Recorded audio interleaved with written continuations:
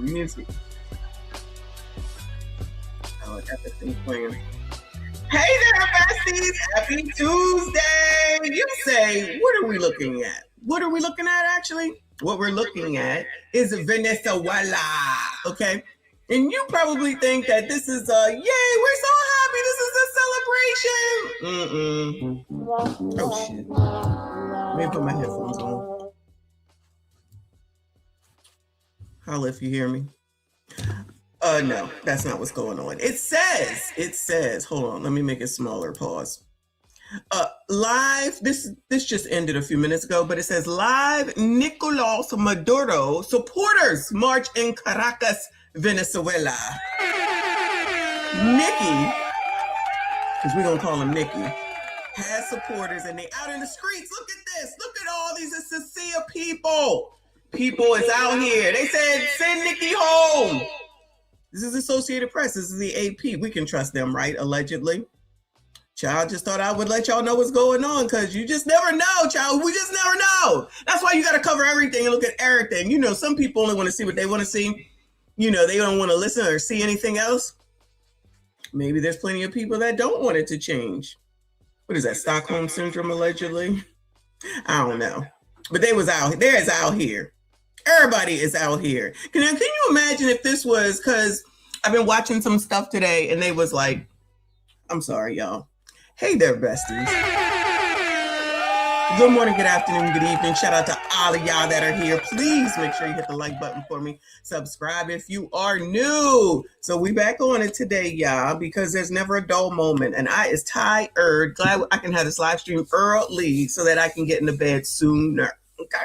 Shout out to CDT Beats up in here. That is his beat that he made for me. When you hear it alongside of some of the videos, that's where that comes from. So if you need something done, especially if you're a content creator, make sure you go over there and ask him, check him out, send him an email and get yourself one too. Okay. Also, if you're into content creation, you want to get into content creation, you're trying to get to 1,000, my bad. Shout out to Trent FDNHT. Finally, he got to 1,000. Shout out to all the villagers. You should go ahead and sign up now, the beginning of the year, because then this time next year, you could be 1 year into YouTube making more money than you thought you ever could. Maybe not millions, but enough, okay? Enough to fund cruises, okay? Anyway, so shout out to y'all. I see you. I appreciate you. So we got to talk a little bit about Timmy. I'm going to get to that Coach Greg stuff at the end today. Ugh, my shoulders hurt. Get to that Coach CGA stuff from yesterday about him and the Passport Bros, child, because I was going to go in on Passport Bros, but you know what? I said I don't care. I'm going to go ahead and I'm going to just let CGA do it. Then I'll just add my commentary to it. Then there's still people talking about Pasa, Jamal Bryant and his wife's dress. Then there's people who are saying how they feel about Timmy. Not resigning. Timmy saying that he's not going to go for re-election. And child, today is Tuesday, so you know what that means. Tick tock, tick tocks. All right. So that's what we're going to be doing. But as I was perusing, I was like, oh, look at them. They all happy. And then I looked closer and it says, oh, no, this is Nikki. They want Nikki back. Child, they want Nikki back. Now, I don't know what Trump's going to say about this, if anything, because someone just said that even though Nikki is gone, it don't mean that the regime, most of the people that are in place, has changed. Well, of course, it hasn't been that long. And I mistakenly said a week ago yesterday. It's been 2 weeks because this happened at Christmas. So it's almost going on 3 weeks now. But Uncle Rick, shout out to Uncle Rick from earlier. And he was saying most people didn't even know who Maduro was prior to the last few weeks. I would be one of them. I would be one of them. You're never going to hear me say that I know everything because I don't. But I am opening to learning stuff, all right? Because, you know, we be leering over here, child. I forgot. It's leering now. We be leering over here. Y'all make sure you hit the like button for me. Subscribe if you are new, all right? So just FYI, that's what's going on in Caracas, Venezuela. And I seen some people saying that, oh, the Passport Bros is going to go down there. Go down there. Make sure you record it all, too, because we would love to cover it. We would love to cover it, okay? But before I get into some of the foolishness, I also wanted, I didn't start Instagram. Hold on. Because I'm just figuring out how to go live on Instagram, yeah. So I'm live on Instagram too. Not really sure how it works, but I'm figuring it out. I've done it for 3 times, I believe. One thing at a time. What is this? Am I? Hold on. Oh, here we go. Here we go. So I wanted to show y'all this. Today is January the 6th. I forgot the historical meaning of January the 6th. You remember when all them fools went out there to the Capitol and they broke in, basically? And there's plenty of people that be trying to justify that shit. Child, please. Plenty of people that should have been in jail, that still should be in jail. I think Trump pardoned those January 6th people or whatever, if I'm not mistaken. Some of them were convicted. They went to jail. They had fines. They were showing their crimes on the talk and social media as well. What is it called? Twitter. It's called an X. I call it Twitter. Oh, y'all, look, see my shirt? This is my shirt from EJ. EJ sent me a shirt. Child, it says Gooch Soup. I don't know what in the hell is wrong with y'all. He sent me this shirt. It says Gooch Soup on it, child. I'm like, okay, let me go ahead and wear this damn shirt. But thank you, EJ. I don't think he's here, but I want to make sure that I thank him. I'm wearing this shirt thinking that hopefully he will come in today and see. And then I have my allegedly shirt. I'm sorry, my allegedly hat. And I'm ready to go. All right. A little bit dressed down today. A little bit. Yeah. Gooch Soup. Shout out to TC. I haven't seen him in a while. Hope all is well if he is here hustling. All right. So yeah, so the Proud Boys marched peacefully and patriotically to the U.S. Capitol on January the 6th anniversary. So it's an anniversary. I mean, I guess it is an anniversary. Anything can be an anniversary. 4 years in D.C. jail gulagi. J6 prisoner restitution. They want restitution for breaking into somewhere? Child, anybody that supported this mess and think that it was okay, y'all can kiss my ass too. Because as soon as somebody break into your funky ass house, you would have a problem with it. Now, I'm not saying that these politicians are on the up and they all full of shit. I agree, they all full of shit, but this is not what the hell you're supposed to do. I don't care what nobody say. And let me also tell some of y'all that be acting like, oh, you're a Donald Trump supporter, you're a MAGA supporter. Child, don't worry about what the hell I am. But let me tell you what I am not. Stupid. And I wouldn't be down here if you paid me. You heard? Fuck them. Y'all going down there. I ain't got nothing to prove. I ain't going down there. I ain't going to a Sundance town. And I ain't going to the hood. Because y'all, I ain't crazy. I'm interested in living as long as possible. The goal is to get old. Y'all think that you got to be proving shit. Child, y'all go on. Go on. Then when you get on the news, we'll be glad to talk about you and say, child, that was dumb. It won't be me. But anyway, in case y'all forgot, never forget, I guess. Then they had a nerve to go down here to DC too. Child, J6ers. They probably got shirts and hats.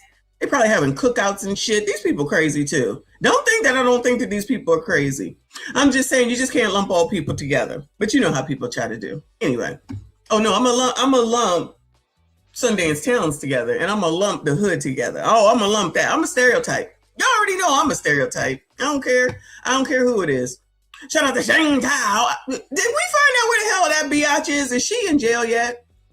What if they put her on trial with her chocolate boyfriend on TV? That will be fun. Anyway,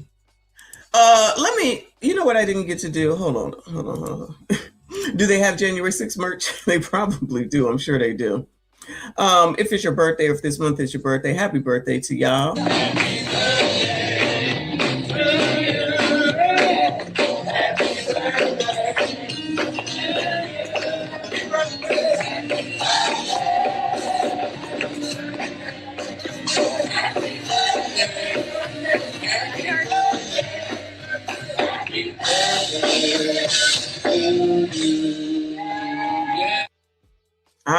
I say that because it is Tina Knowles' birthday.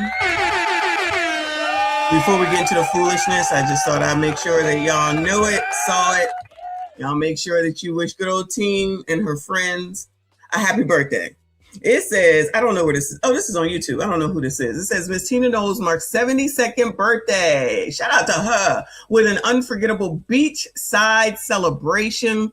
It says, she said, we had so much fun yesterday on my birthday. This is after several drinks and a heavy lunch.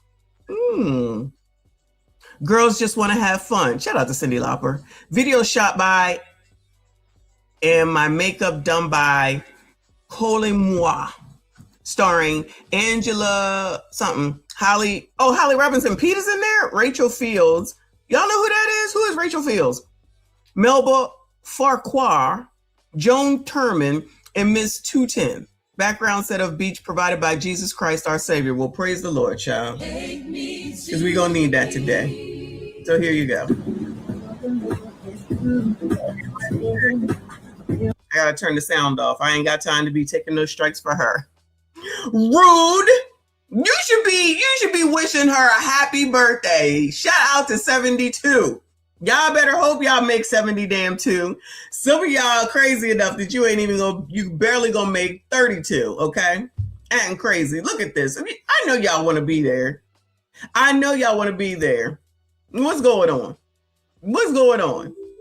How come y'all not over here celebrating with Teen? Look at Teen and friends. They doing the damn thing for ya, okay? G-Lay says, it's your birthday, boo? Well, happy birthday to you if you're saying that's your birthday. I feel the same way, child. It's just like, all right, what do y'all want me to do? Okay, because, child, I be celebrating all year long. This is what I'm saying. Other people look at it differently. There's people that be like, I'm not going to work today. It's my birthday. Why? Your birthday's on a Tuesday. Shout out to Tuesday. Your birthday's on a Tuesday. What the hell are you going to do on a Tuesday? Lord help your people. Child, celebrate every day that you're alive. How about that? I guess that's how it works when you get older, though. So, shout out to them. They over here drunk at the beach. Praise the Lord, though. Okay? Good. Happy birthday to Miss Tina Knowles. That's Beyonce's mom. I don't know what else she would be famous for if there was no Beyonce. Oh, House of Darion. Don't forget House of Darion. Is that still in business? Anyway. So, I think she got some work done or something. But anyway, let's get into the foolishness, child. Let's go over here to CBS Minnesota and get an update on what the hell Trump is doing today. It says Minnesota Somali community worry amid federal enforcement push. Oh, no. CBS News has learned the Trump administration is sending 2,000 more federal agents to the Twin Cities for a 30-day crackdown on immigration. Can I get a job? Who worked for the government, one of the agents? I need a job. Somebody hook me up. Help me out. And fraud. Concern and confusion are growing in the state Somali community. Uba Ali spoke with a lawmaker who heard from... So they just happened to pull out the alleged Somali reporter too. Child, Minnesota ain't shit. ...them firsthand. Uba? Frank, the new enforcement push is sending shockwaves through the Somali community. Many business owners say they don't know what the mission is for and who exactly will be coming to their door. I hear a lot of fear. I think the last month has been really difficult for the community. Those fears follow tense scenes like this with ICE agents. Was anybody concerned when Negroes had to put up with shit like this? I mean, I'm not saying that it's right. I'm just saying, come out here and be like, oh, we're afraid. Oh, really? I'm just saying, really? All right, y'all. In the Twin Cities. DHS officials say more than 1,000 arrests were made in Operation Metro Surge, focused on people with current deportation orders. Now that mission is expanding with the deployment of 2,000 additional federal agents already underway. A 30-day federal surge led by the U.S. Customs and Border Protection Commander will now also look into alleged fraud tied to federally funded programs. Last week, Homeland Security investigators were seen in Minneapolis inspecting several sites. They're not here to chase after facts or to enforce laws. They're here to create narrative and to make a certain community look bad. The surge is stoked. Right. You know what? Did y'all tell me what DFL stands for? DFL. It has several meanings. Most commonly, the Minnesota Democratic Farmer Labor Party, a political party affiliated with the National Democrats, or degree of financial leverage, a finance term measuring earnings. Oh, that ain't it. It can also mean down from London. Oh, that ain't it. Okay, so it's the Democratic Farmer Labor Party. Any of y'all part of that? Any of y'all part of the Democratic Farmer Labor Party? Okay. Tim Tom had that on yesterday. Okay, whatever. Child, these people be making shit up. Fear in the Somali community. It's troubling because it does not appear to be based on criminality. It's based on people. and that violates our constitutionally protected rights. A community that has been the target of harsh criticism from the president as Minnesota's fraud crisis becomes national news. 82 of the 92 defendants charged in Minnesota's recent fraud crisis are Somali Americans, according to the U.S. Attorney's Office for Minnesota. State Senator Zainab Mohammed, a Somali immigrant, says her office has been flooded with calls from legitimate business owners and parents who depend on childcare services. Am I going to be stopped by an ICE agent as I drive to work? And then you have a lot of business folks who are afraid and confused about who's showing up at their business. Advocates say fear is growing faster than facts. We're telling people to continue to live their lives. An added caveat, we also learned additional. Timmy got y'all. What are we talking about? Timmy got ya. Timmy got all the answers. Oh, yeah, he says blame Trump because that's the only thing he got. On-site compliance checks will begin immediately at daycare centers who receive childcare payments. According to the Department of Children, Youth, and Families, this will be a coordinated effort with BCA agents to protect taxpayer dollars. Frank? We'll follow. Imagine getting a bunch of money and then have from someone else and then being upset that they want to see where their money is going. That's like making an investment in something. And then be like, okay, so how's everything being used? Ain't none of your business. Yeah, I can hear that. Anyway, moving on from them. KTTC, Minnesota taxpayers demand accountability during federal fraud investigation. Minnesota will not stay out the news.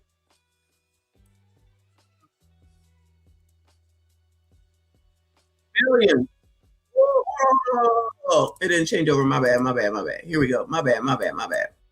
To the fraud now in Minnesota. Federal investigators estimating billions of taxpayer dollars have been stolen from the state. And today we're hearing directly from the people who say the money was taken from them. KTDC's Ryder Blair, winner on Rochester, asking taxpayers two questions. How do you feel about the recent fraud allegations and who should be held accountable? As a taxpayer here in Minnesota, how do you feel about the recent fraud allegations? I think it needs to be investigated big time. Last month, federal investigators estimated fraudsters stole $9 billion or more from Minnesota taxpayers. As a taxpayer, yeah, that's a lot of money to be just out and about and no. You're being racist, sir. You are not allowed to say that there should be some investigation going on. Racist. Taxpayer here in Minnesota, how do you feel about the recent fraud allegations? I think it needs to be investigated big time. Last month, federal investigators estimated fraudsters stole $9 billion or more from Minnesota taxpayers. As a taxpayer, yeah, that's a lot of money to be just out and about and no accountability for it. They just need to start fixing it now. Anybody who commits the fraud should pay, be put in prison and pay the money back. That's how I feel. Federal investigations show that stolen money was used to buy cars, overseas property, and luxury travel. Funds that... Wait, it was used for what? Because I feel like we haven't heard what it's been used. Anybody who commits the fraud should pay, be put in prison and pay the money back. That's how I feel. Federal investigations show that stolen money was used to buy cars, overseas property, and luxury travel. Funds that in some cases... Overseas property? How come they not showing us pictures of all that stuff? Or have I missed it? We need pictures of the property. We need pictures of the cars. We need pictures of everything so we can correlate it with everything. And Jim be like, so how you pay for that if you're on welfare? So how come you didn't report that if you're on welfare? Well, how you do that if you're on welfare? Allegedly. We're meant to feed children. It's not going to come back because a lot of them went out of our country. So we're not going to get it back. This is on my watch. I am accountable for this. Last month, Governor Tim Walz publicly took accountability for fraud that happened under his watch. Who do you think should be held accountable for this? To be honest, it starts at the top. It should start with Governor Walz. But him being the only Governor Walz, not Donald Trump. one responsible, I think it goes deeper than that. Anybody who did defraud the government should be held accountable. On Tuesday, federal officials froze all childcare funding in Minnesota. Governor Walz responded on X, partially writing President Donald Trump is, quote, politicizing the issue to defund programs that help Minnesotans. The people. Now, wait a minute. But when everybody was out here talking about defund the police, you was all for that, Timmy. When everybody was out here talking about defund the police, you was all down with that. But now it affects your punk ass because it don't look right now. All of a sudden, defund the childcare, I shall call it. Defund the childcare. Now it's a problem. If you don't go to hell. Well, DC are using it as a political scam to control our state here. What's going on is absolutely ridiculous. It doesn't make sense at all for people that pay taxes. With federal investigations underway, taxpayers I spoke with say they want answers and accountability. Ryder Blair reporting in Rochester. Good luck to y'all. The U.S. House Oversight Committee scheduled its first hearing on fraud in Minnesota set for January 7th. Attorney General Keith Ellison and Governor Tim Walz. Oh, that's tomorrow. Oh, we will have something to talk about tomorrow, okay? Anyway, so I find that interesting. Everybody got a problem with defund the childcare, but they was all down for defunding the damn police. Ain't it the same difference? It's the same damn difference. I know somebody will not see it that way, but basically it's the same. Oh, you don't want the money to be used for that because of what you think. Well, guess what? We think that money shouldn't be used for this because of what we think. But, you know, they don't like it when someone else says something different than what their narrative is. You know who I'm talking about. Liberal white women, if y'all are here, this is probably not the place for you. I'm going to tell you that right now. Not just y'all, but I'm just saying it's probably not the place for you. Anyway, let's go on over here to, where are we going? Oh, this one. Federal officials doubled down as deadline looms to unfreeze $185 million in Minnesota. How many kids do they have? How many kids does Minnesota have, child? This is a lot of damn money. Thank you so much. And we begin with big questions about the future of childcare funding in Minnesota tonight. And there's urgency. Hold on. Let me pause this for a second. If y'all need $185 million in childcare, either you got a lot of damn kids and you got a lot of damn poor people. Shout out to the poors. Low income poor people. But y'all are trying to say, not y'all, you know what I'm saying, but y'all are trying to say people want to move to Minnesota. Why? It sounds like everybody's poor. Why would I want to move to Minnesota? First of all, it's cold. Second of all, it's got a lot of snow.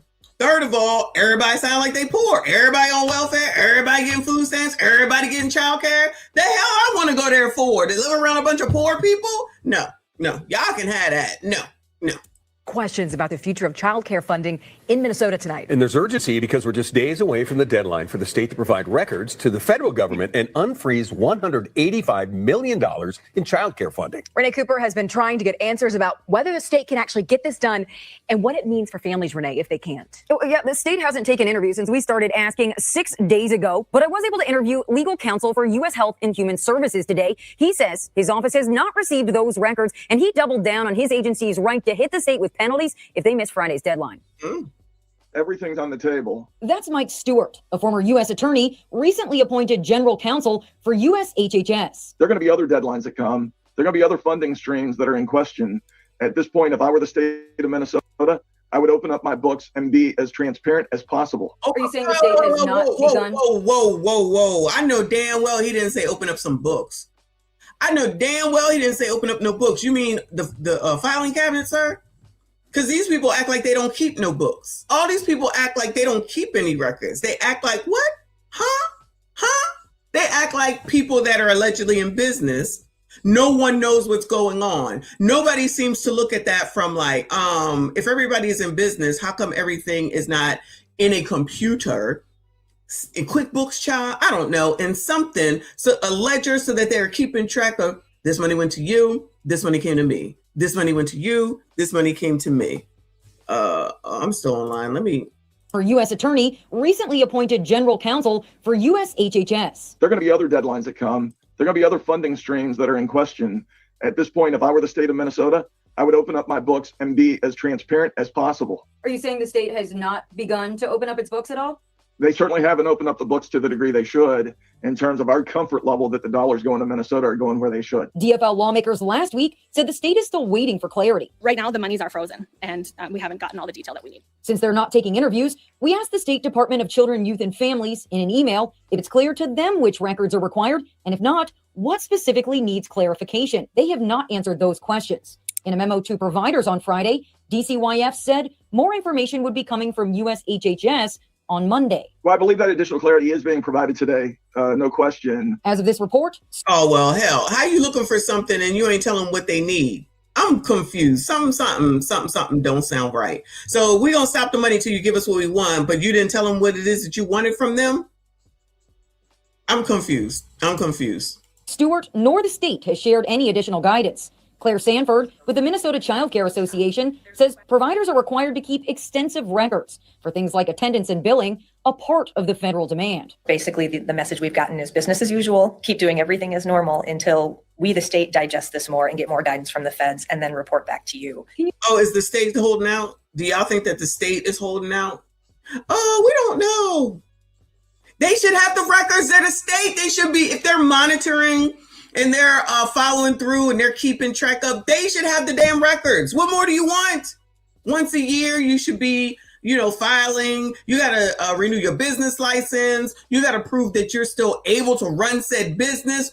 So they don't know, huh? I feel like we see where the problem is. Allegedly. Can you be any more specific about what you still need from the state and what they're not providing? I think our taxpayers, to your point, our viewers, our parents deserve to hear that tonight. What is the state not providing specifically?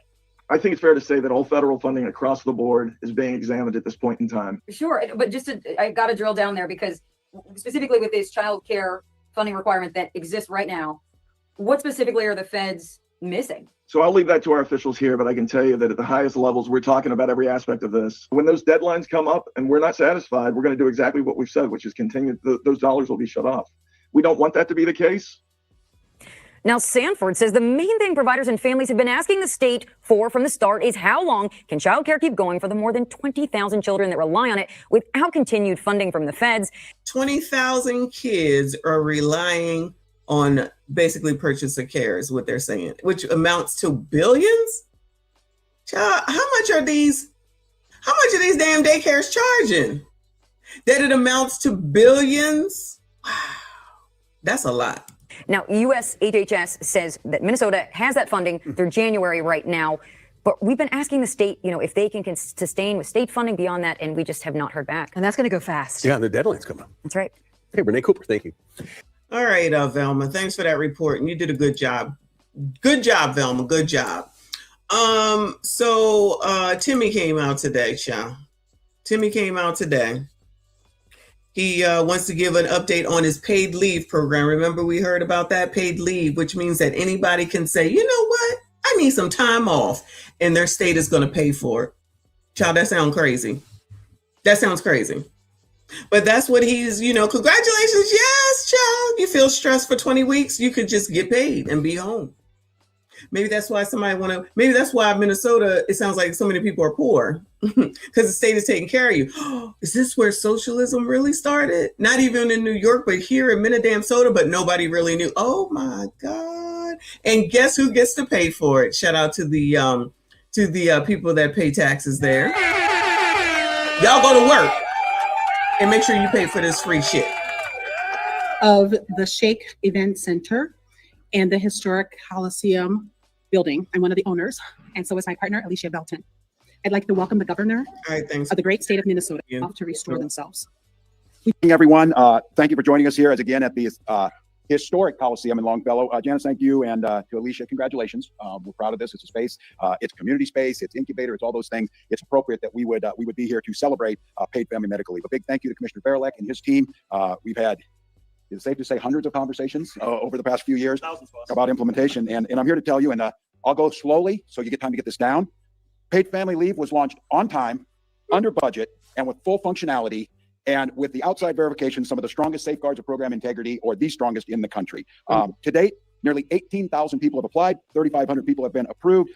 18,000 people have applied, 3,500 have been approved. This shit started last damn week. 18,000. What? Who wants to move to Minnesota? They're poor. 18,000 people applied, child. That sounds like a list for the damn Section 8 wait list when it comes open. 3,500 people have applied, and this is supposed to be a good thing for the state of Minnesota?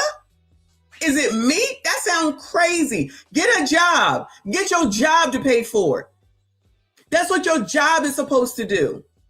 And then your next door neighbor gets to pay for you while you sit your ass at home and they go to work?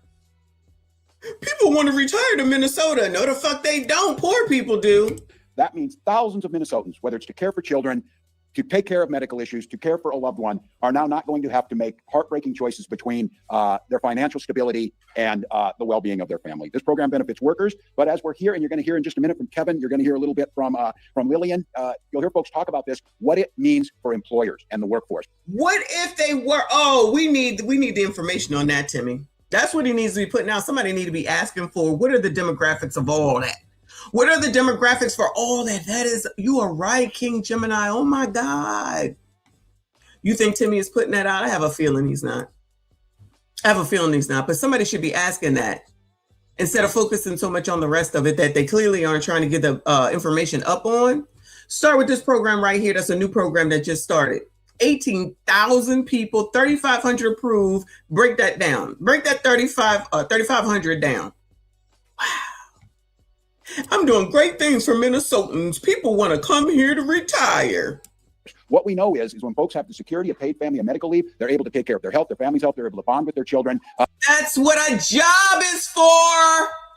But they're also able to see productivity increase. And what we see is loyalty and retention in companies that have paid family and medical leave is really, really high. There's a reason that big Fortune 500 companies all have the program. The problem has always been it's difficult for smaller employers, but it's not difficult in 13 states, Minnesota having the best of those programs amongst them. So I'm incredibly proud over a week of watching this happen. I think it needs to be stated. We're joined here. A special thank you to Reps Frazier and Mann, the authors of this in the House and the Jeffrey, he lumped in because he's a Democrat. I don't even know what was going on with regard to that. I'm just saying he's lumped in just because he's a DFL. Okay. Democrats, farmers, and lovers, child, whatever it stands for. This is one of the most transformational pieces of legislation that Minnesota has passed in decades. An entire career would go by, a successful career, with not doing something like this. These two leaders made that happen. And for me and people make sense. We have Rep. Sensamira, and I think we're going to be joined by Senator Mohammed, who were instrumental in helping us get this done, helping build the coalition to make this happen. We're implementing the program. We built a modern system around it. It is secure, and we've got the support lines. Hundreds of meetings with the team that was there in outreach to employers of ways to make this happen. We have done countless checks on this, and a few weeks ago, as we started to soft launch this thing forward, we did the checks and balance, the go, no-goes, and I just have to tell you, I express my deep gratitude. You've got some of those folks here in the back of the room. An incredible amount of work doing this really important work against a backdrop of making sure that program integrity was of utmost importance. And so I'm incredibly grateful for that. This has helped families succeed. This provides security to Minnesotans. It makes us a destination state for both employers and employees, strengthens what we know needs to happen in communities. And I just have to tell you, I'm incredibly proud of it. We've done a lot of work to make it happen. And it is all about, as you hear here, families. So it's all about families, y'all. Any of y'all want to move to Minnesota? Anybody? Bueller? You could just go get some 20 weeks. What is it? 20 weeks of time off. So that parents can bond with their children. It is stunning to me that there are about 3 countries in the world that don't have this. It is an absolute travesty that there are states in this country that don't have the capacity to pay family medical leave. So I would tell all of those states out there and all of those folks, look to Minnesota. We've got a team here. Don't hire them away from me, but we've got a team that's willing to help to build. Don't bring that to our state. MFers, get a job. They have FMLA for your ass, and they have paid leave programs, short-term disability, long-term disability, emergency disability. You get vacation time, you get sick time, you have health insurance, you have dental insurance, and guess what? Yeah, you got to pay for it, but guess what? You'll be getting paid more money. I mean, if you fraud, and that's something different. Obviously, you're doing it for different reasons, but for poors, don't fall for this, okay? It's not good for you. Trust me when I tell you. I'll be trying to help y'all out. Y'all don't want to hear me. Always getting free stuff. Free stuff is not necessarily free, and it's not necessarily a good thing. If it ain't moving you forward to something better, then it probably ain't good for you, all right? Because like I always say, if y'all didn't learn from 40 Days and 40 Nights, and y'all not learning from right now with the alleged federal funding for daycare to purchase of care being cut off, you'll never learn. You will never learn. This out to produce the results that we're seeing and to move forward. With that, I'm going to let you hear from some of the folks who are actually implementing it, know what it means to them. I'm going to turn it over to Kevin Brown to talk a little bit about what it means to his business. Yeah, I don't care. I don't want to hear from him, and I barely want to hear from you. Let me see if Timmy comes back, because if he doesn't, then we're done with this. Hold on. Here he is. He runs the unemployment insurance too. We know that those programs are out there. I don't think that got reported, but there was an analysis done on the states across the country. Unemployment insurance, I think Iowa and Minnesota were 1 and 2 and the most secure. So there's a lot of safeguards in place, and we'll continue to deliver. All I hear is a bunch of money going out. For that, and I said, I told you yesterday, and I'll continue to say it. I will be there to make sure. Tim O'Malley and our team over there on program integrity, DCA, we have more tools that will continue to do this. The buck stops with me on this, and that is absolutely true, but I want to be very clear on this too.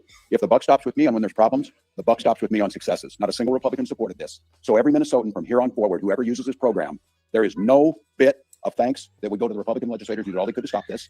Is Timmy making this political right now after all of that on how much Donald Trump was making everything so political? So I will take full responsibility. We have safeguards in place. We'll do that. But I think the report on this is, as you're hearing the stories here, I'll take some credit for that because we put this program in place. We got it done. We implemented it. We did the work for 2.5 years, and lots of things work. Your highways get plowed. I'll take credit for that too. The Republicans voted against my budget. You're supposed to plow the highways, sir. You get no credit for doing your job. It did work with that. Yeah, he sounds like a biatch right now. Oh, I got up today.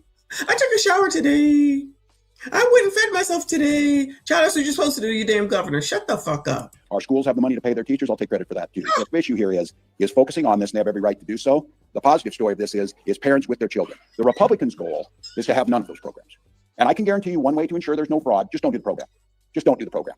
And then you will look like states who rank at the bottom in every single initiative. So we have a responsibility to continue to do better on this, but I'm going to take credit when we're ranked at the top on almost every single category because of these programs. So we all know what's at stake here. This team knows that, and we said it. They took that responsibility to do it, and I will encourage them and encourage our folks that are out there on program integrity to do everything possible. If you attempt to try and collect paid family and medical leave illegally, you will be prosecuted and you will be jailed. It's as simple as that. So trying to look like he tough. Ninja, we don't believe you. Do I think people will try and do that? Certainly, I think people will try and do that. They're not going to get away with it, but they'll do that.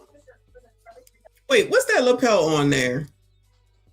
What's that lapel on there, y'all? What is it? You see that lapel he got, or that pin he got on his lapel? What's that? Anybody know? Bueller? Anybody know what that's a sign of? Bueller? What? Hold on. Google is our friend. Let me see. What is the state flag for Minnesota? So this is now the state flag officially? So I Googled it. And this what comes up as the state flag. Is that what the state flag's supposed to be? Is that what it's supposed to be? I'm just saying this what came up. This what came up. Is that what it's supposed to be? Yeah. Yeah, that's what I was thinking, but maybe I'm wrong. All right, back to Timmy Child, even though he getting on my damn nerves. Oh, is it over? Hold on. Where I'm at. Oh, here we go. Come on, Timmy. I think people will try and do that. Certainly, I think people will try and do that. They're not going to get away with it, but they'll do that. I think within days is that right? 12th. Yeah, so the 12th, and we have members of the team. Yep. Go ahead. I want to hear from you. Come on, Timmy. Good to see you. Well, thank you all for being out here again. Really proud of this program. It is a game changer for working families. It's one more piece of that building blocks to making Minnesota the best state in the country to raise a family, and we're off and running. And I think it's pretty impressive to get this thing going. Of all the implementations we have to implement as the legislature writes it, but by the 12th, we're going to have people receiving their payments. With that, I'll take some questions. This is a decision that I make with my family. And certainly I think, as I said, the question was, did you decide not to go for re-election because of pressure from the DNC, or you made this decision on your own? It's the right decision.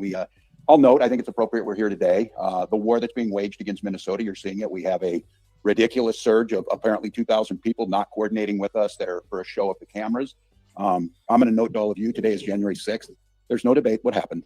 The President of the United States led an insurrection against a fair election to try and overturn that, and report both sides of this. Well, he said he really didn't, and courts convicted 400 of them, and he pardoned them. No, he did that.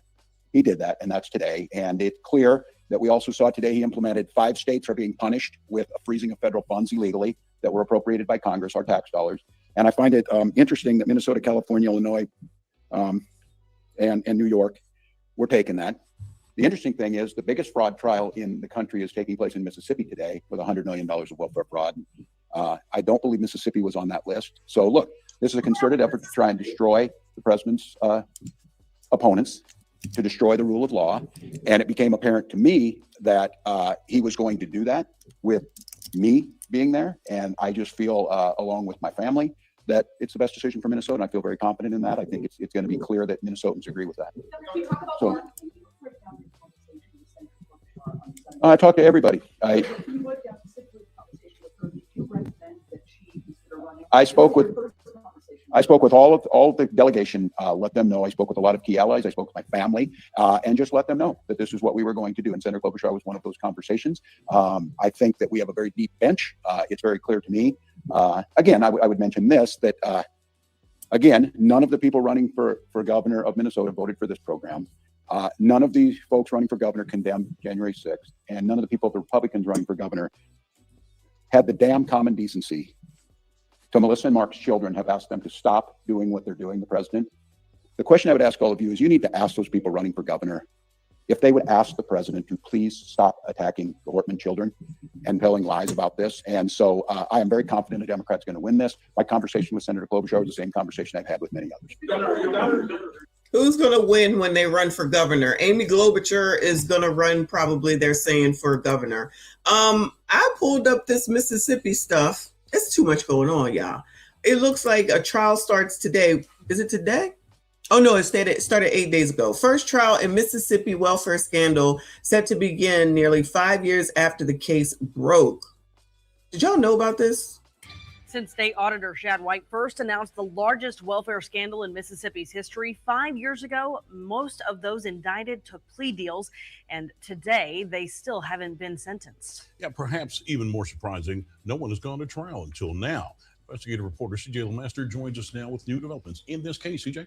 Well, Howard Holly, $77 million meant for the poorest Mississippians instead doled out like candy to former wrestlers, athletes, and nonprofits. But despite that, only one person is serving time behind bars more than 5 years later. Now, as the trial of Ted DiBiase Jr. draws closer, we explore how justice in this case continues to be delayed. No shade, it's Mississippi. No excuses, but I'm just saying it's Mississippi. Ain't like they the fast city, fast life, or anything like that. Allegedly, I didn't even know anything about this. This is crazy. We already know it's everywhere. I told y'all, I've seen it. Not to this level, but people when they lie and they be lying and they be faking shit and all. Not all the way up here. Just to cut the pores. Child divorce. Y'all know who I'm talking to. Pro wrestler Ted DiBiase Jr.'s federal trial begins January 6th. He's the only person indicted in the welfare fraud scandal who decided to fight the charges, pleading not guilty to conspiracy, wire fraud, theft, and money laundering. Prosecutors claimed he forged contracts to steal millions in funds meant for needy Mississippians so he could personally benefit.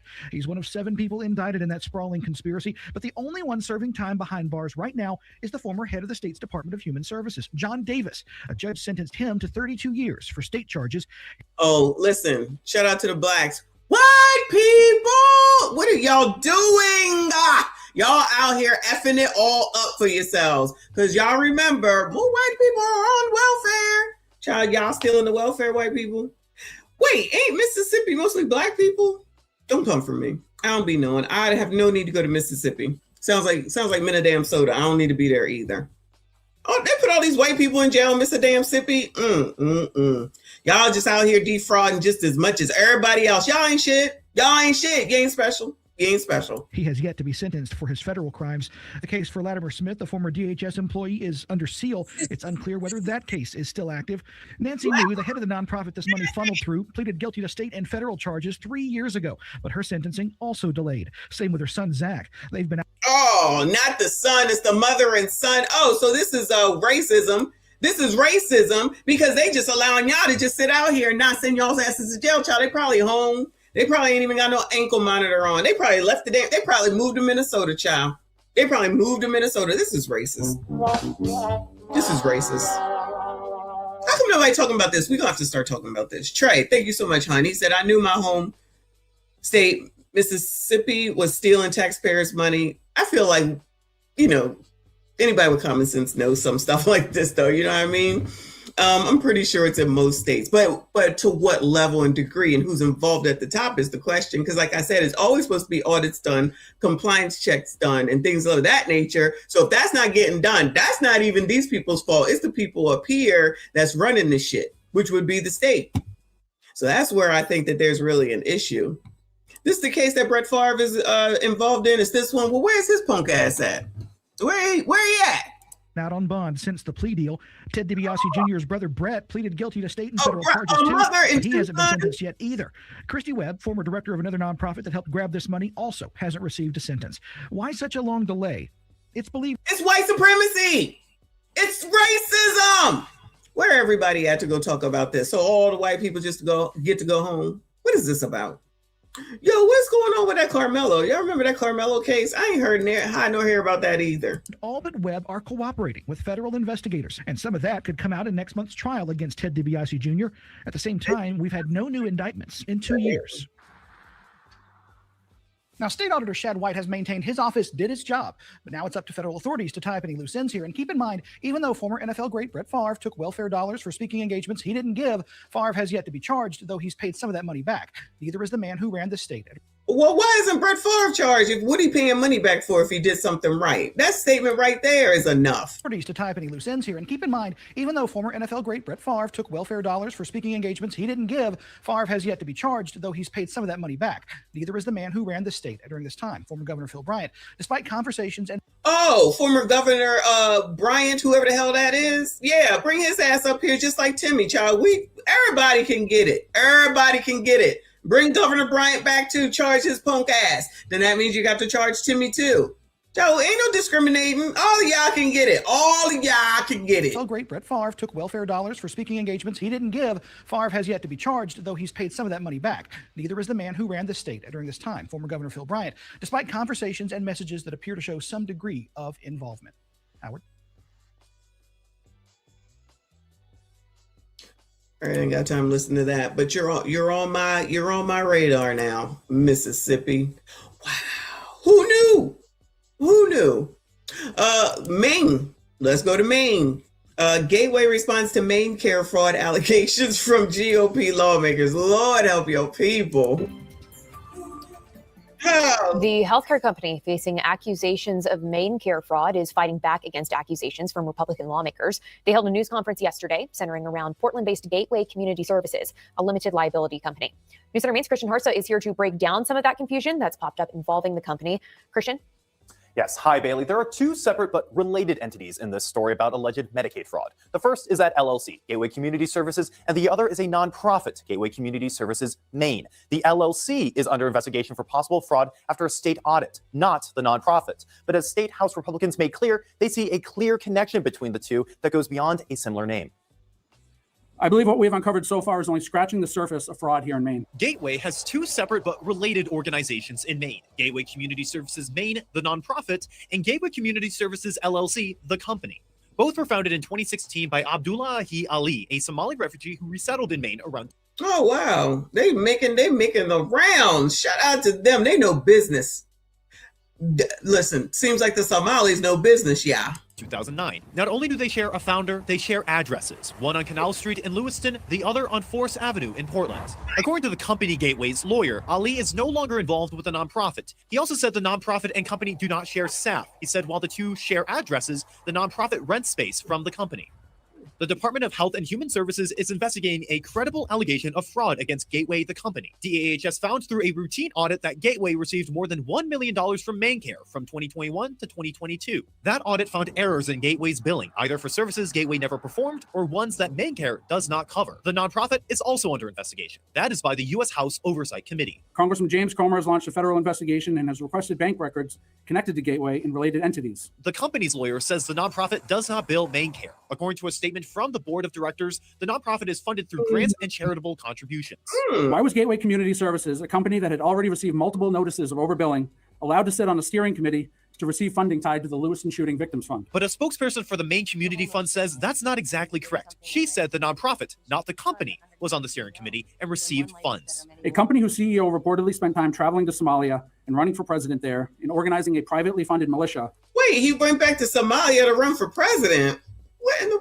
He said the nonprofit, not the company, was on the steering committee and received funds. A company whose CEO reportedly spent time traveling to Somalia and running for president there and organizing a privately funded militia. According to a statement from the company Gateway, Ali did once run for elected office in Somalia. He also did provide, quote, modest financial support for the Jubilant State Forces. That money was apparently for logistical, medical, and supply support. The statement goes on to say the use of militias weaponizes established stereotypes of Somali people.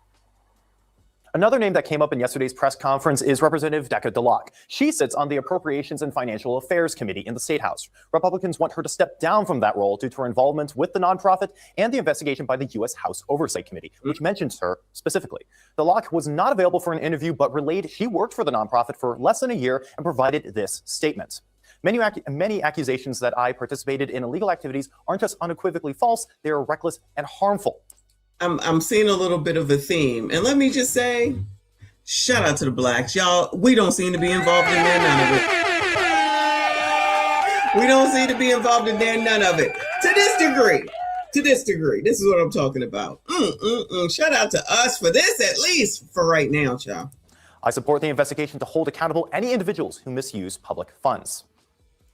No. All right. That's the end of that, y'all. If it's not fraud here, fraud there, fraud everywhere, y'all, this is half damn crazy. Wait, federal child care payments frozen nationwide after Minnesota fraud allegations, y'all. The fraud allegations in Minnesota child care centers in all 50 states are now under strict scrutiny as the federal government has frozen funding nationwide. WHAS 11's Alexandra Goldberg and photojournalist Hayden Sorgenfry have reaction from the local daycare. We would lose families. We would lose a teacher if this were to happen. The Trump administration is freezing childcare payments to all 50 states. The announcement coming on the heels of alleged fraud schemes at Minnesota daycares. That puts a lot of lives in question.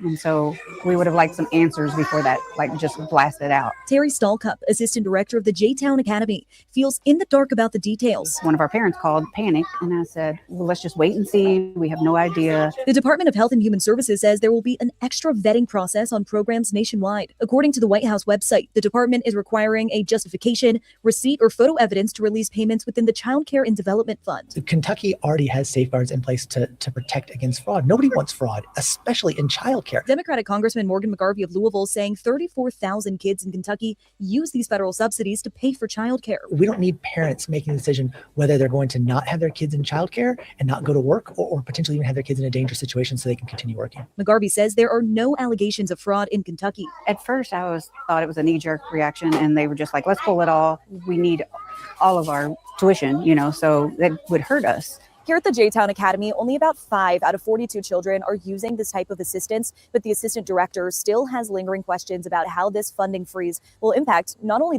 So 5 out of 42 is using the federal funds. The rest of them are paying full price. Shout out to those families.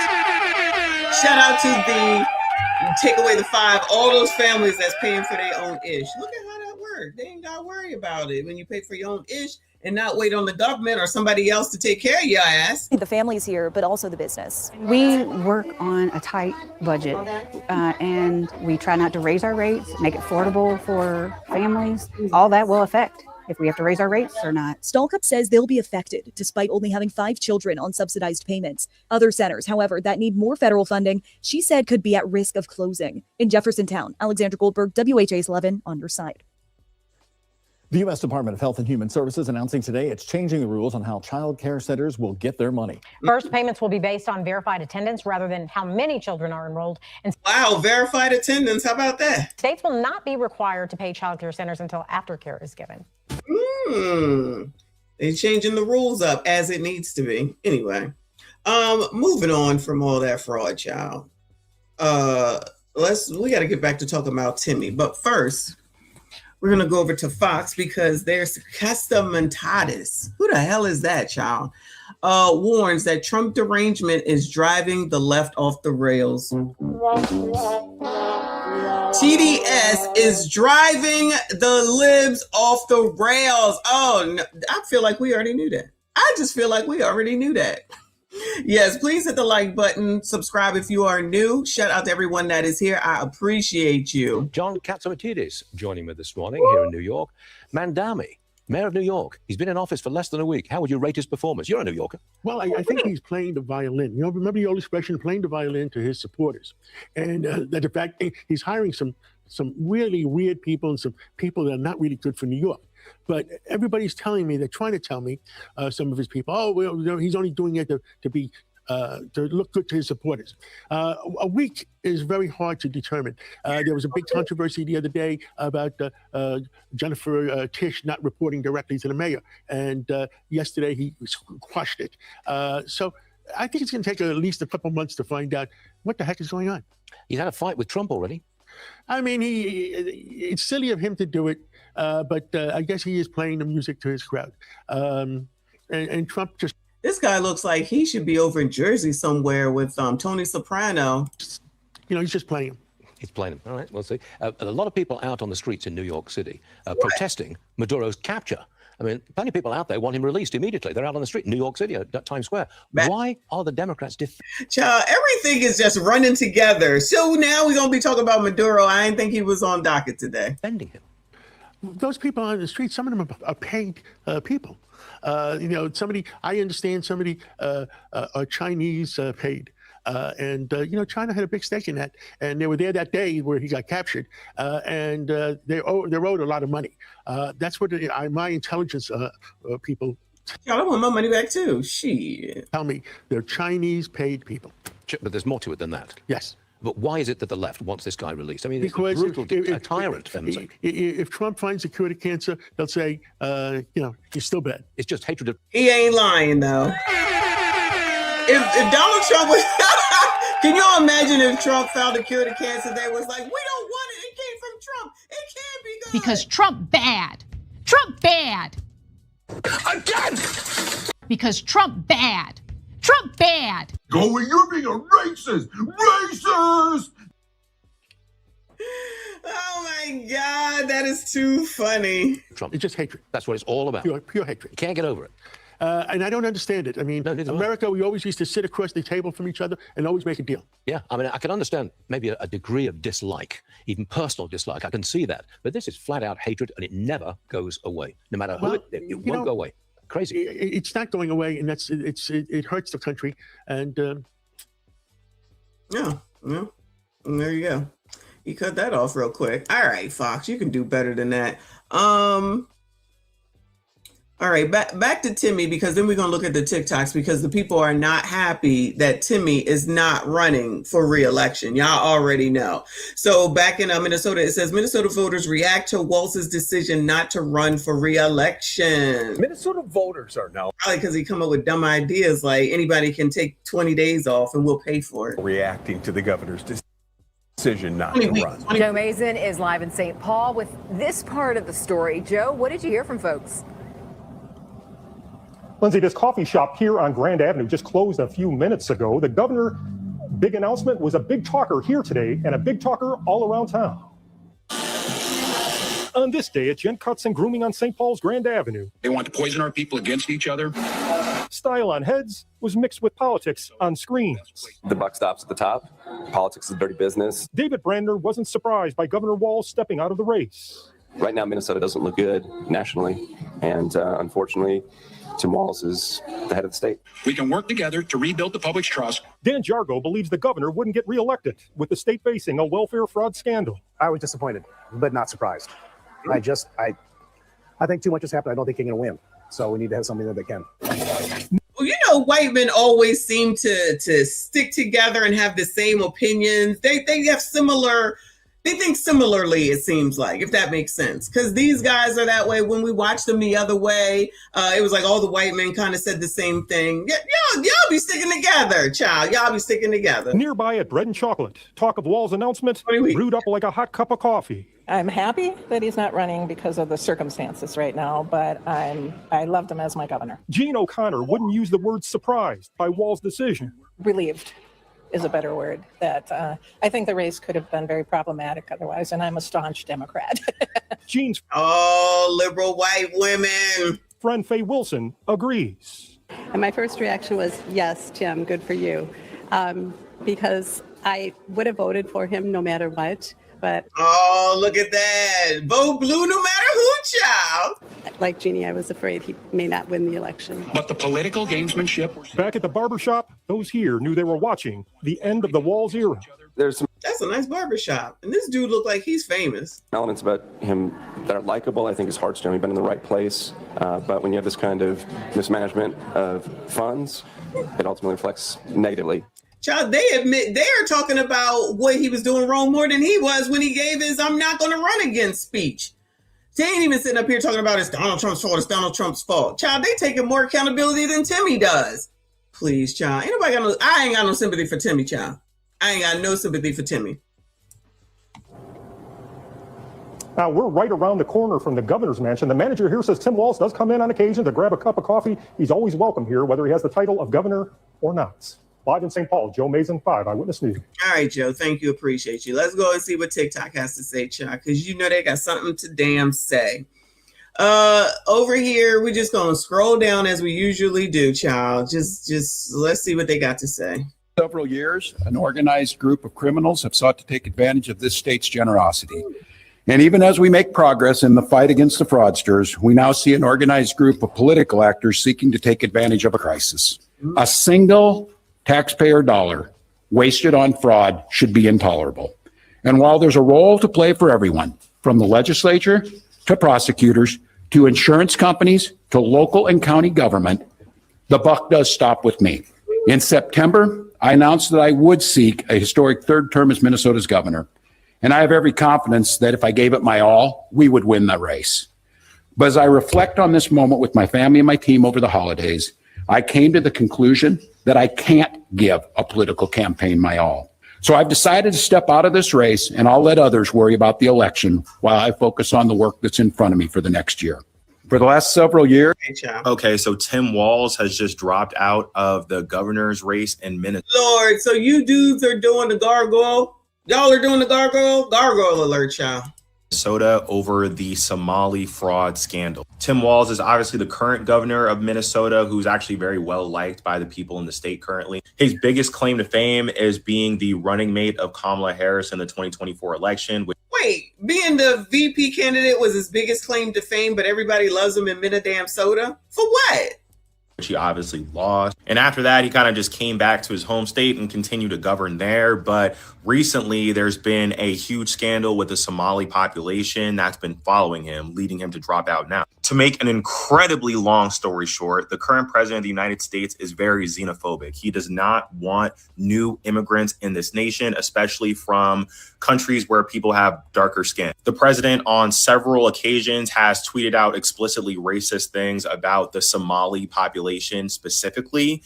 And the biggest population of Somalis in America is in the state of Minnesota. So in an effort to justify the president's racist tweets, a lot of Republicans have been bending over backwards to look into the Somali population in Minnesota, and they uncovered that a lot of them are taking advantage of the welfare system there. Specifically, they look. Oh, so if listen.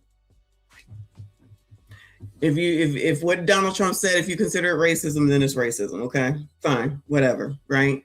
Not whatever, like whatever, but let that lie for a second. So then you go look into it for whatever your reasons are, and you find that there's fraud, but you still got to make sure that you jump back here to say, but he's racist because all he do is talk about Somali people. Child, he talk about everybody. I gotta be honest with you, he do talk about everybody. That's not me defending him. I'm just saying, it's like if somebody does something and it turns into this, they're still going to make sure they go back to this. Does that make sense?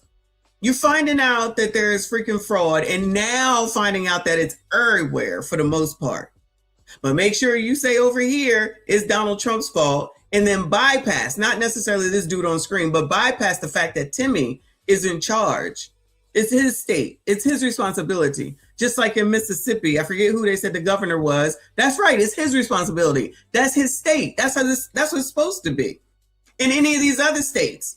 Because, child, they need to check into Massachusetts where Michelle Wu is. Because I promise you, there's some issues going on there. All these bleeding hearts, child. This is what No Child Left Behind gets you. And everybody gets a participation trophy gets you. People want shit all the damn time. Then they expect anybody that's above them or in politics to give them shit. Those people think they have to give it in order to get elected and to get shit out of, or to get them to come and vote for them.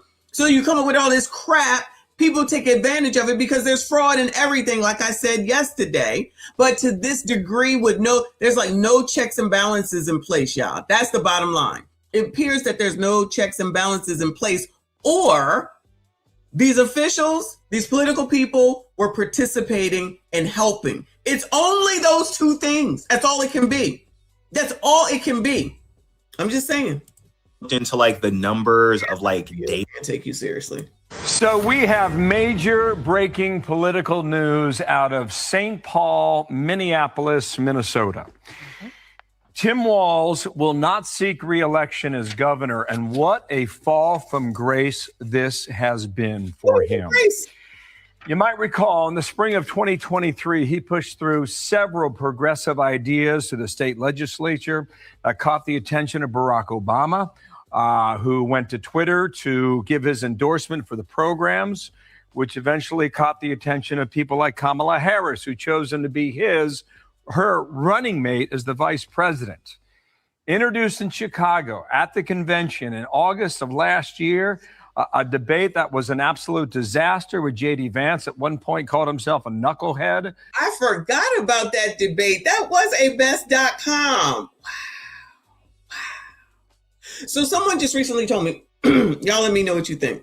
Somebody just recently told me that if someone just told me that Cam chose the wrong VP candidate. If she had picked the right VP candidate, then she would have won. Do y'all believe it? Do y'all believe that? I don't think so. They said that she should have chose Josh Shapiro or whoever the dude was in Arizona. Do y'all believe that or no? I was like, I don't think it was gonna make no difference because she was a mess. And that whole debacle on how she came to pass and what they did with Joe Biden, all that just left a sour taste in so many people's mouths. I don't think having choosing the VP made a big difference at all, in my opinion. Oh, y'all saying no? Okay. I didn't think so, but it's like, she would have won. I was like, I don't think so. But, to each his own, child. But after reportedly billions of dollars have been stolen from taxpayers by way of the state of Minnesota, Tim Walz says he will not seek a third term.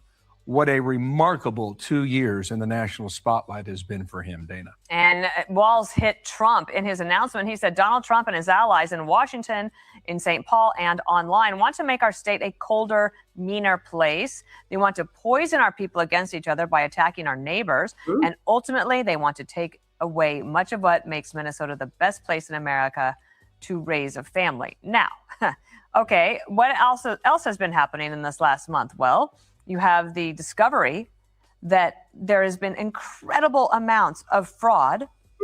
And I think 98% of the people arrested are Somalis who are immigrants there in the That's racist, ma'am. You can't say that. State that were taking COVID funds and basically and Medicaid funds and stealing them from the American people under his watch or his lack of watch. And now remember, Kamala Harris chooses him as the vice presidential choice, partly because he couldn't conceivably upstage her. She says in her book that she didn't want to go with Josh Shapiro of Pennsylvania, who because he was Jewish. She actually says this, okay? Her husband is Jewish, ain't he? Ain't Dougie? Teach me how to Dougie. Teach me how to Dougie. Ain't Dougie a J? So what are we talking about? Wow. Cam, who read that book? Anybody here read Cam's book? I did not. I'm not purchasing that shit. Ain't nothing she could say in that book that I give one damn about. And then she goes with Tim Walz, and he was a disaster from beginning to end. He also has a lot of confidence in himself, but I think that it was very clear to him after he had some discussions over the weekend that he would lose. He was a drag on the Democratic Party nationally. And the best thing that he could have done for the party, actually, and probably for him and his family, is to take this action today, which is to decide not to run for re-election. So, wow, drugged, okay? Drugged. I came to the conclusion. So we got to talk about a few things with Tim Walz dropping out of his re-election bid for governor of Minnesota. I know he's saying that it's because he can't dedicate enough time to being governor with the attacks by MAGA. I think that you and we all know what kind of person he is. He's compassionate. He has empathy. He's got to think about his family. You've got Trump supporters that are driving by his house, hurling the R word, like they are completely insane. Hell, what is the R word? But redact. What the hell is the R word? Insane. What the hell is and the very R word? Dangerous.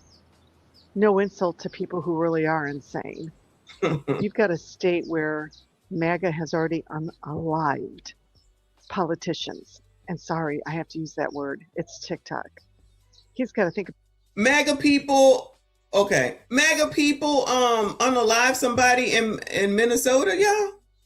Is that what happened? About these things. But I want everybody to know what Tim Walz really did. He fell on the sword. Oh. You see, every single Republican that's going to be running for governor is going to be part of this bigger movement to take down and take over every blue state. Every blue state like Minnesota, whose economic output is some of the highest, whose standard of living is some of the highest, whose education is some of the highest. Standard of living, some of the highest. And Republicans want to take every. How is it a high standard of living when there's so many people that are on benefits? Girl, what are we talking? Does no one? Are we the only ones listening? Are we the only ones listening? He just opened up 20 weeks just because that the state taxpayers got to pay for. Just because. Get a job. Well, look who it is. Shout out to EJ. You see, I got your shirt on, boo. Thank you so much. I appreciate you. You're awesome. For those that didn't see, it's Gooch Soup. You so crazy. Thank you so much, boo. He said Trump bad, but Tim Walz, screw you though. He said people come to Minnesota to retire. They giving away everything. There's so many people on benefits. There's so many people affected. They talking about billions lost. Like I said, it's either somebody there is helping them or there's the checks and balances are not in place. It's only one of those two things. There's someone in government helping them with all this fraud or their checks and balances suck. That is totally on Minnesota people. Ilyan, Tim Tom, Jeffrey Fry, or whatever the hell his name is, all of those people. They can blame whoever they want to. That's your state. That's your responsibility. Child, this is crazy. Frederick Howard, I appreciate you, boo, for being a member for 18 months. Shout out to all the channel members. I see you. I appreciate you. Shout out to everyone that is here. Please make sure you hit the like button for me. Subscribe if you are new. Shout out to Frederick Howard with the super sticker. Thank you so much. Come on, girl. What else you got to say? Hurry up.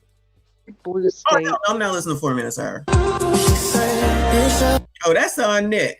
This is amazing. It says, so Tim Walz's political career just got ended by a YouTuber who he called a far right, a white supremacist, delusional conspiracy theorist, or was I just right? Bro learned his lesson. Oh, no. Oh, no. What is going on? Well, child, I'm a white supremacist, child, so welcome to the club. Thank you, EJ. He said, I'm glad that my merch got to you, Gooch Sue. Thank you so much. I appreciate you. Yes, it absolutely did. Thank you so much. For us, America, we got the Tim Walz takedown. Who would have thought Nick Shirley with a freaking cell phone could have taken down a governor? I love this for us. More of this, please. More citizen journalism. We always sit and think we got to go quietly into the night, and there's nothing we can really do. You have a cell phone. And if you have the pure will, you can go out and do investigative journalism. I absolutely love this. I like to do stuff like this all the time. If we can take down these politicians one at a time, the dominoes will fall. There are so many governors and mayors in our country that don't just think that they want to put not America first. They want us to be last. They want to prioritize every country and every other citizen around the world over us. And if you're like me, I am done with it. So if you're with me, comment below what your... All right, girl. Bye-bye. Maybe that's what she's saying to her husband tonight. She's getting a lot of practice doing that wave. Her husband, Twisted Tim, is bailing out in his re-election bid after that multi-billion-dollar fraud scheme was allowed to happen under his watch. But instead of taking responsibility for it, of course, he did what children do. He blamed everyone else. We've got Republicans here in the state legislature playing hide and seek with potential whistleblowers. We've got conspiracy theorist right-wing YouTubers breaking into our daycares, demanding access to our children. We've got the president. They didn't even give us any information on the daycare or who broke in or did you arrest anybody. This is amazing. They just said they broke in to steal documentation. So the documentation never made it to Twitter because you know that's where it would go, right? So somebody broke into that filing cabinet, took them documents, and then they just went home. Child, that don't even make sense. If they were coming to just say that what they just said was true, and some right-winger, conservative Republican MAGA person broke in to steal the paperwork to prove that everything was wrong, why wouldn't they put it out? Why wouldn't they put it out? Ain't no paperwork. There is no paperwork. And why ain't it in the computer? And why ain't y'all giving it up? Oh, yeah, they don't know yet. My bad. They don't know yet. And that's the daycare. If the daycare is not giving information to the state because the state should be requiring it, because I've looked into opening a daycare before and I said, child, I ain't got time for all this mess. It's not worth it, right? So if they're not collecting it, it's on the state. It's on the state because you're not doing your job. Your people ain't doing their job. So you allowed for this to happen. Anyway, All right, that's enough of this. Moving on. Tim Walz. No, girl, no. Happy Circle Back Day to all who were forced to celebrate today, i.e. return to work after the long holiday. A special shout out to Governor of Minnesota, Tim Walz, who used today, Circle Back Day, to say, F this ish, I'm out. Y'all got it. Tim Walz is not running for re-election for a third term as the governor of Minnesota. This is likely all tied to this fraud stuff and this big narrative push by Republicans online. This came out the last few weeks. First time I actually heard about it was Dr. Amber over here. I follow Dr. Amber. They live in Minnesota. They were talking about what this race is going to look like, and they said this will be about fraud. So I'm watching that video. I said, or that live. And then the next day, boom, boom, boom, all these videos about fraud with the daycares, fraud with the Somali immigrant population in Minnesota, all these different things. Well, it started out with daycare. Now it's fraud with the Medicaid, and it's fraud with this. It's fraud with that. Fraud is here. Fraud is there. Fraud is every daggone where. And yeah, all of them need to be taken down, just like the people with the PPP loans, which they not done with that. Because I seen somebody say this is old news.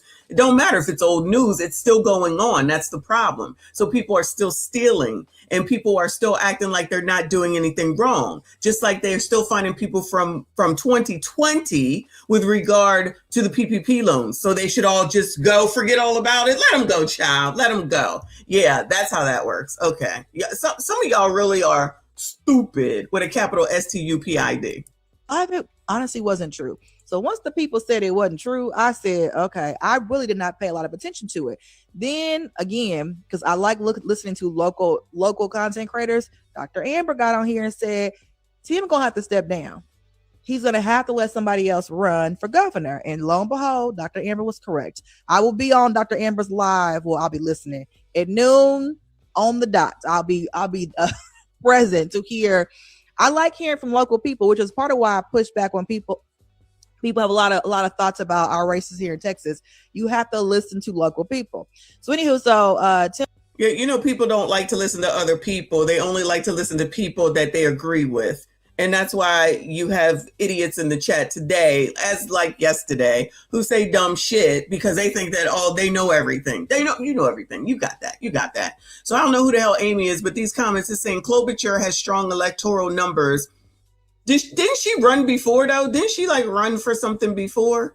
And has won all her past elections by double digits. So she's a safe choice, but I want to see multiple candidates run into the primary. No, keep the same people. Just keep letting the same people come in and then think that anything is going to change. I have a feeling it's not. It says, I really like Tim Walz. This makes me so mad. Why are we mad? He should have stayed. He should have just stayed. Makes me sad. I pray Democrats have a strong person. Good luck to him. Keep using the same people over and over again. That'll work very well. I too am sad about Tim Walz not running for a third term. I think he's the kind of politician we should all want, regardless of specific policies. He was calm and measured. He was a great communicator, a really good teacher by trade and temperament. He was a great leader. He is a great leader. Even in the face of our political assassination here, he still emanated calm and resolve and hopefulness. Oh, that's good. Even under personal attack or his children being attacked in the media,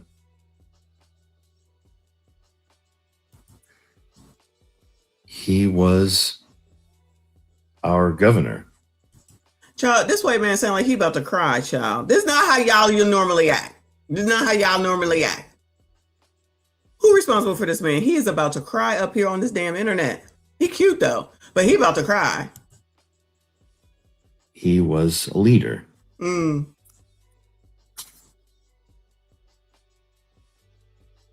saw him once at his son's volleyball game. I didn't know it was him for a second. He was just crying up against the wall. Oh. By himself, no one around. Oh. Just a dad cheering on his kid That's at cool. a game. That's nice. That's nice. And then he left. That's how that worked. It was someone who This is took his responsibility seriously and selflessly.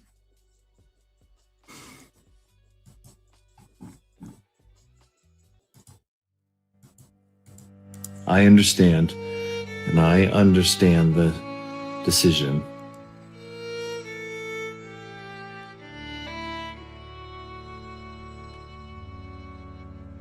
But our better angels did not prevail here.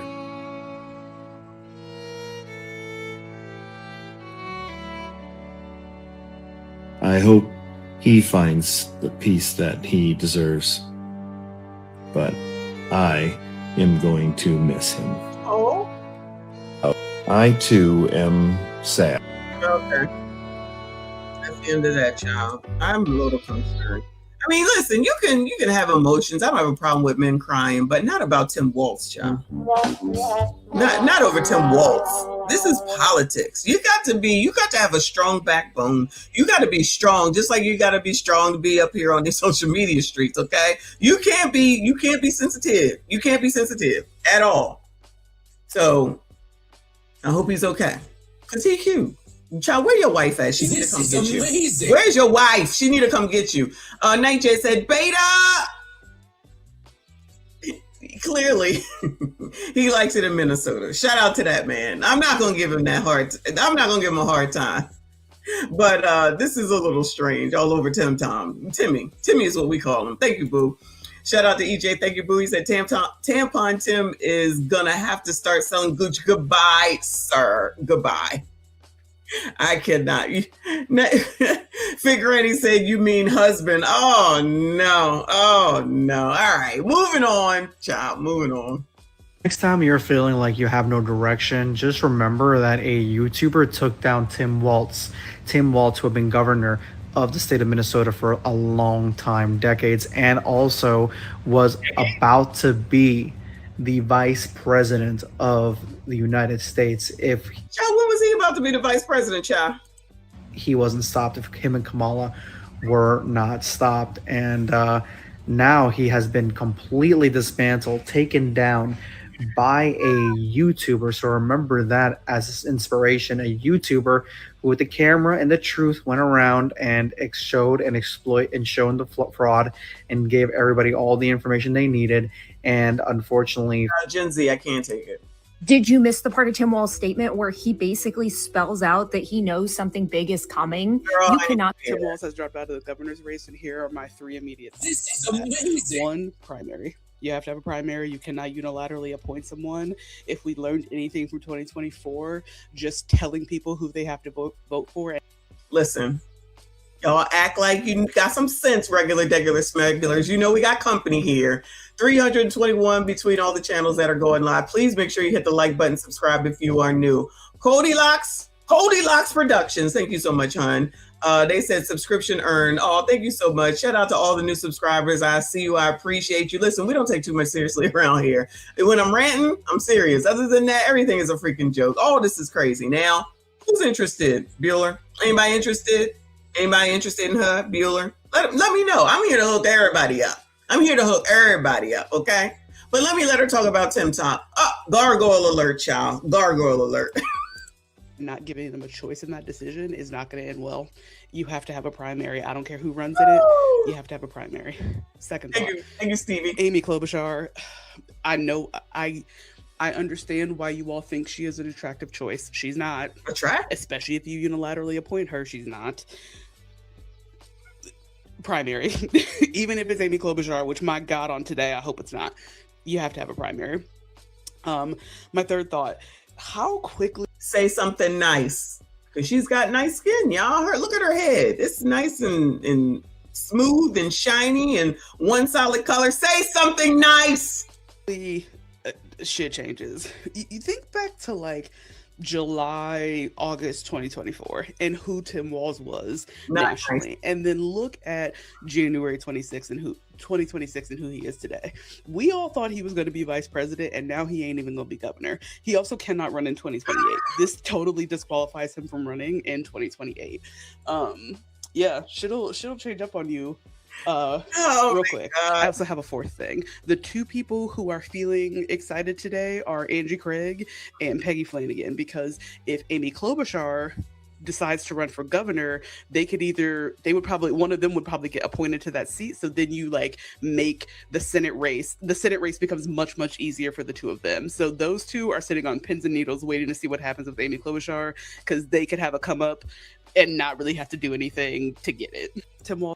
Well, any Minnesotans here, are you interested in Amy Klobuchar? Because clearly that's whose name has been coming out ever since yesterday. I don't know if she good or bad or indifferent. I don't know. I'm just saying. Mike Love. Judge Love to y'all. He said, I'll say something nice. She wears fat. Well, goodbye. Y'all ain't shit. Y'all ain't shit. Moving on. Shout out to Gargoyles, though. Okay, you ready for my manifestation? You ready for my manifestation? Here we go. Breaking news. Just coming in. Governor out of Minnesota, Tim Walz has just been arrested, walked away in handcuffs, being indicted for corruption and collusion for stealing. All right, so that's his prediction. Let's make sure we're not getting wrong information out there. That's his prediction. And I gotta be honest, I'm not saying that I disagree. And you know what they will say, right? That it's white supremacy, racism, blah, blah, blah, blah, blah, blah. Watch.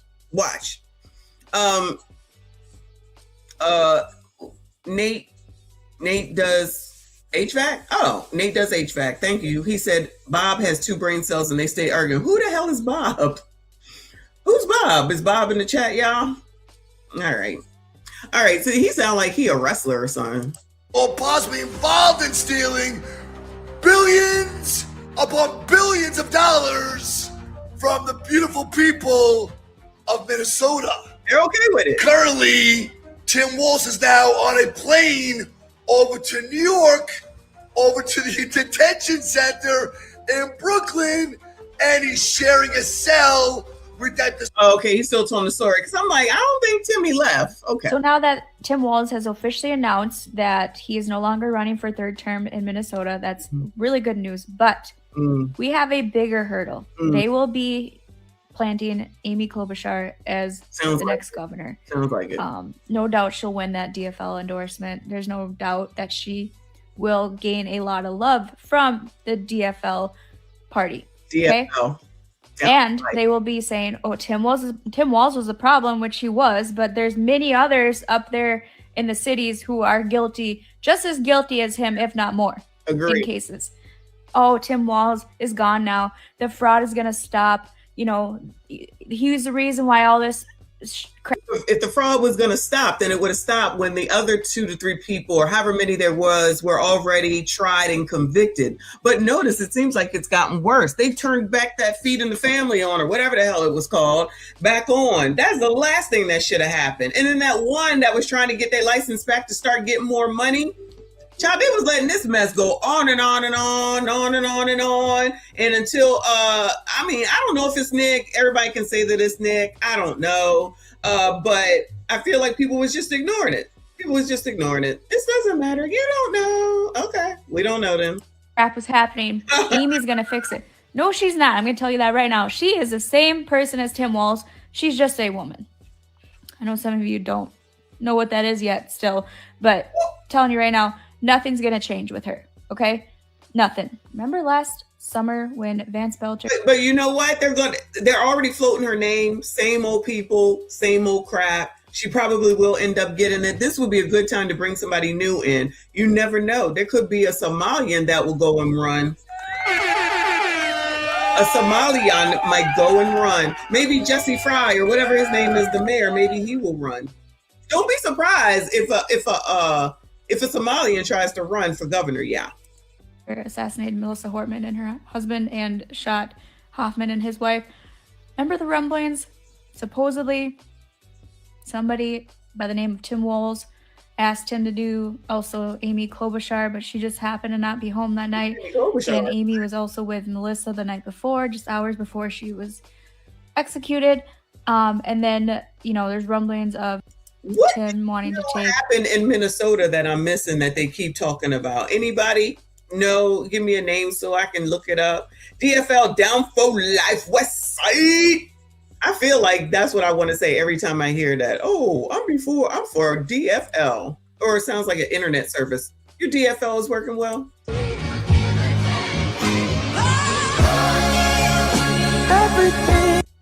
Oh, okay.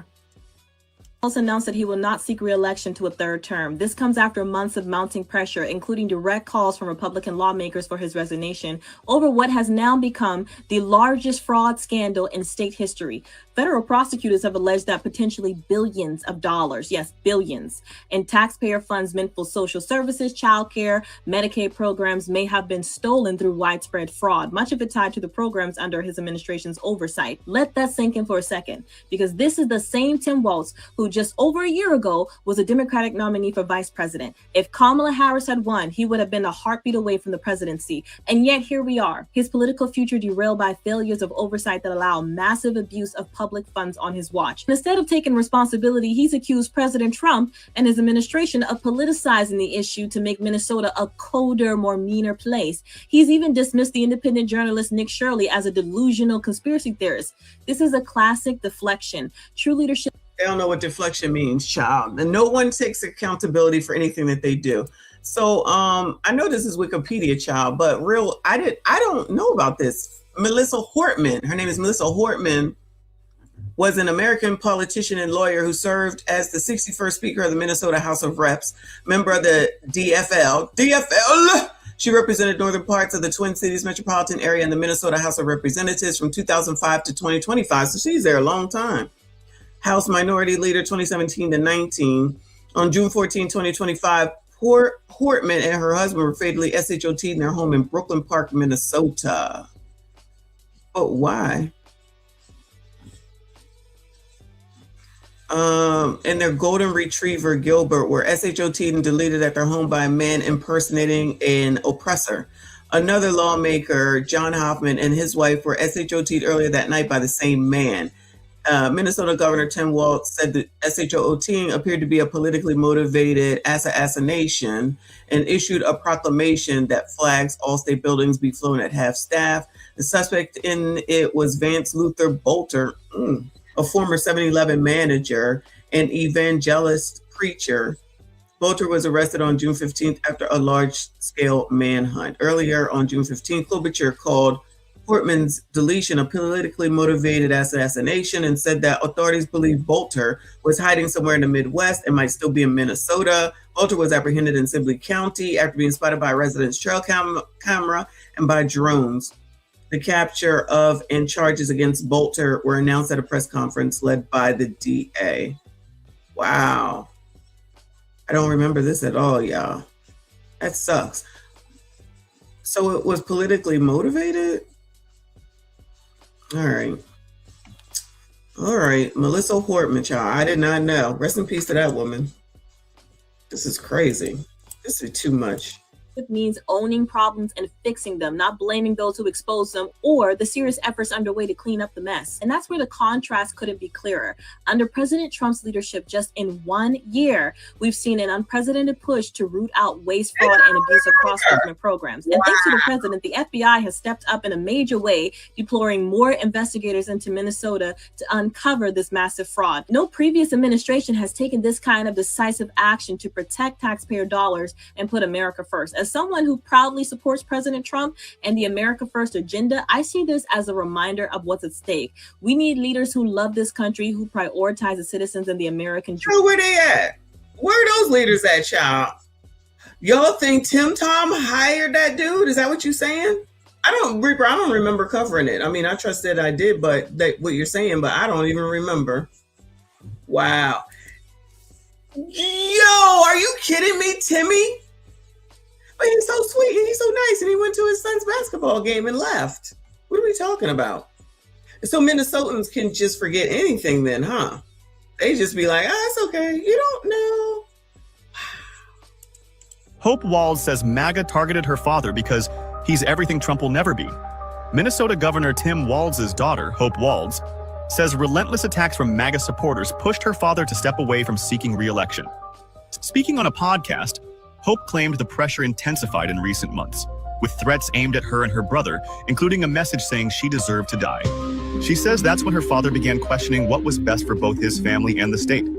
Hope also defended Walz amid mounting scrutiny over massive welfare fraud scandals in Minnesota, many tied to programs serving the Somali community. She argued the issue was exaggerated and politicized because of her father's national profile, calling him a martyr targeted by Trump and right-wing media. Walz now faces a House oversight hearing as federal investigators probe billions in alleged fraud. Listen, you know, people need to calm the hell down for sure, for sure. We be joking, but y'all, no one deserves to be taken on up out of here, first of all, most importantly.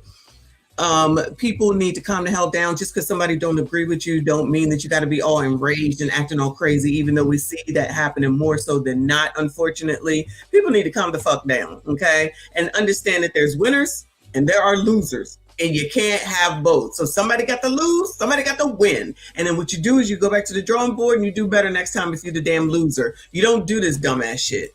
You don't do this dumbass shit. Just like I said, people need to stop going to these daycares now at this point, because now at this point, in my opinion, it's like clout chasing. It's in the spotlight. Everybody knows what's going on. It's being looked at. There's nothing else left to do. So just going over there just for going over their sake and harassing those people is not necessary. What's his name? What is his name? Nick already did that. Stop copycatting. Stop copycatting and do your own thing.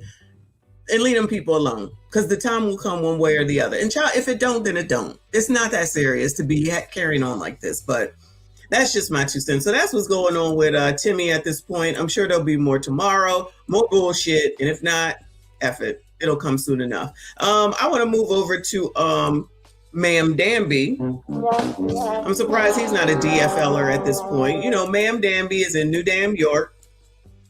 And he is supposed to make a wonderful life over there for New Yorkians. And they're supposed to get all the free stuff. And everything's supposed to be taken care of for them. Isn't that wonderful? We like free stuff. So we came out here to get all this free stuff. But then the car saying, you can't get the free stuff. What? Because the people want to take it. And how y'all going to take some stuff that ain't even yours? It's free.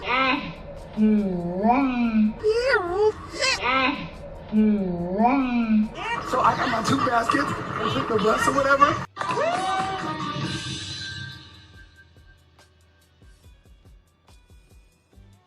Wait a damn minute. We get down here, we get some free stuff. We're already in a recession. Times are hard. Why not just let us get the items and invest and be okay? We are Black women. We care about our crown. Why not give back to the community and let us get the product? The tools, any other eviction. Shout out to all of y'all. I see you. I appreciate you. Please make sure you hit the like button for me. Subscribe if you are new. Alex Brucker, thank you so much, hon. I appreciate you. How very generous of you. He said you are smart. You are beautiful. Thank you. You are awesome. Thanks so much for being real. I try, child. I try. We try to use humor to try to be leering something around here. It used to be learning, now it's leering something. Okay. And we try to have fun. But yeah, so I appreciate you. Thank you so much. Shout out to everyone that has donated. Shout out to everyone that is here. Whichever chat you're in, please make sure you hit the like button, subscribe if you are new. What's going on IG? Let me see. A lot of people in and out. Shout out to y'all over here on Instagram. So let's see what's up with Ma'am Danby, who's going to make New York great again. All right. It says Ma'am Danby appointee in hot water after white families remark resurfaces. Oh no. Oh no. As the Trump administration confronts socialism abroad, the ideology is thriving here at home, and especially in deep blue cities like New York and Seattle, where Democratic socialist mayors have recently taken office. Madeline Rivera is in Washington. She's got more. Hi, Maddie. Good morning. Good morning, Dana. Hey. There's one director in particular in New York City Mayor Zohran Mamdani's office who's been attracting criticism, and that's Sia Weaver. Mamdani recently appointed her to lead the revitalized office to protect tenants. Mamdani's office says she'll be an advocate for renters to make sure they have... Oh, this is weird looking lady that was standing up there when we watched him talk about his speech the other day. Y'all remember? Look at these. Wow. Shout out to all the liberal women. Proper living conditions, but she's raising a lot of eyebrows for controversial comments she's made in the past about private properties.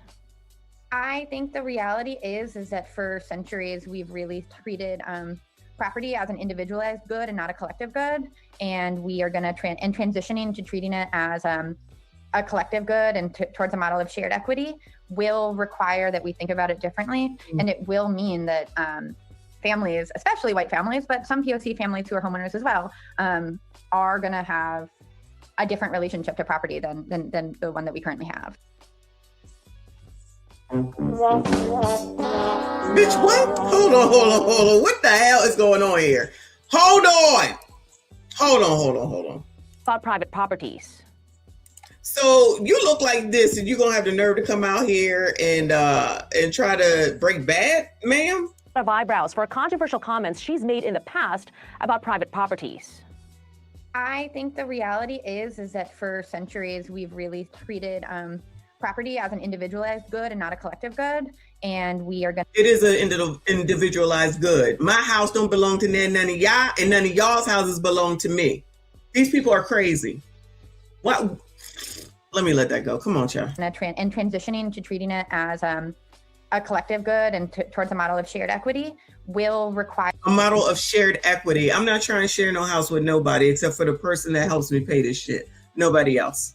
That we think about it differently, and it will mean that families, especially white families, but some POC families who are homeowners as well, are going to have a different relationship to property than the one that we currently have. And those... So white people and black people, let's just use them, have different relationships with property. So me here, do I use this house differently than the white people do? Let me see. I come through the front door. No, I come through the garage. I use the kitchen to fix food. I use the stove. I use the refrigerator. I use the bed to sleep at night. I use the second room right here for my office. What are we talking about? How are we any different? I don't get it. Oh yeah. Make it. That makes sense. Shout out to Ma'am Danby. So a lot of New York is non-white, I shall call it. So y'all think that that's boding well for y'all?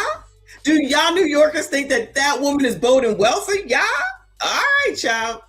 Good luck, New York. We'll be watching. Those types of remarks not flying with a lot of people, including the Washington Post editorial board. They say, in part, Mamdani's opening move suggests the housing crisis will worsen under his leadership as he works to expand rent controls and prioritizes socialist platitudes over serious health. Well, the people that is looking for him to do something, the people that voted for Ma'am Danby, in my opinion, are looking for him to do something for them, aren't people that, for the most part, probably own much. No shade. Shout out to the poors, though.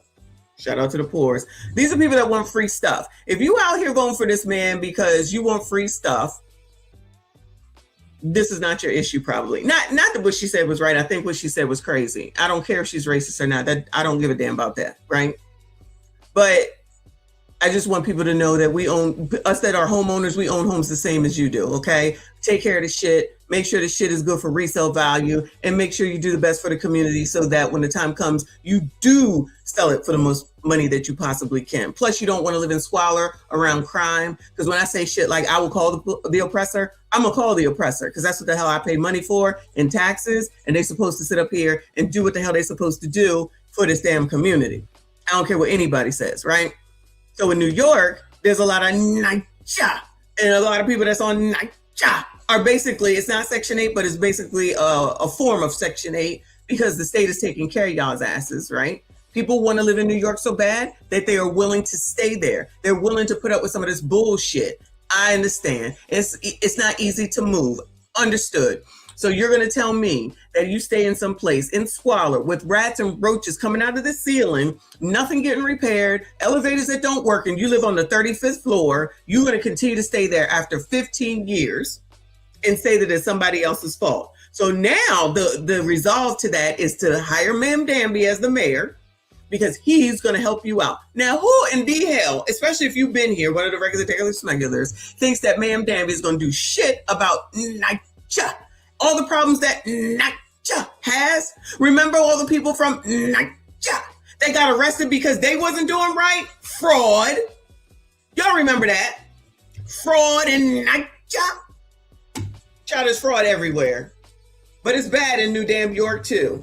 Minnesota is just the hot story right now, but we all know that there's fraud everywhere in every aspect of, first of all of government, but definitely on a local level, with what these people are supposed to be doing for others, so that when people are going and electing people and you're electing them based off of stupid shit like she a single mom, she a woman, she Somali, she black, she white, for all these dumb reasons, instead of listening and seeing what the hell it is that they're supposed to do for you. So Ma'am Danby said, you know what?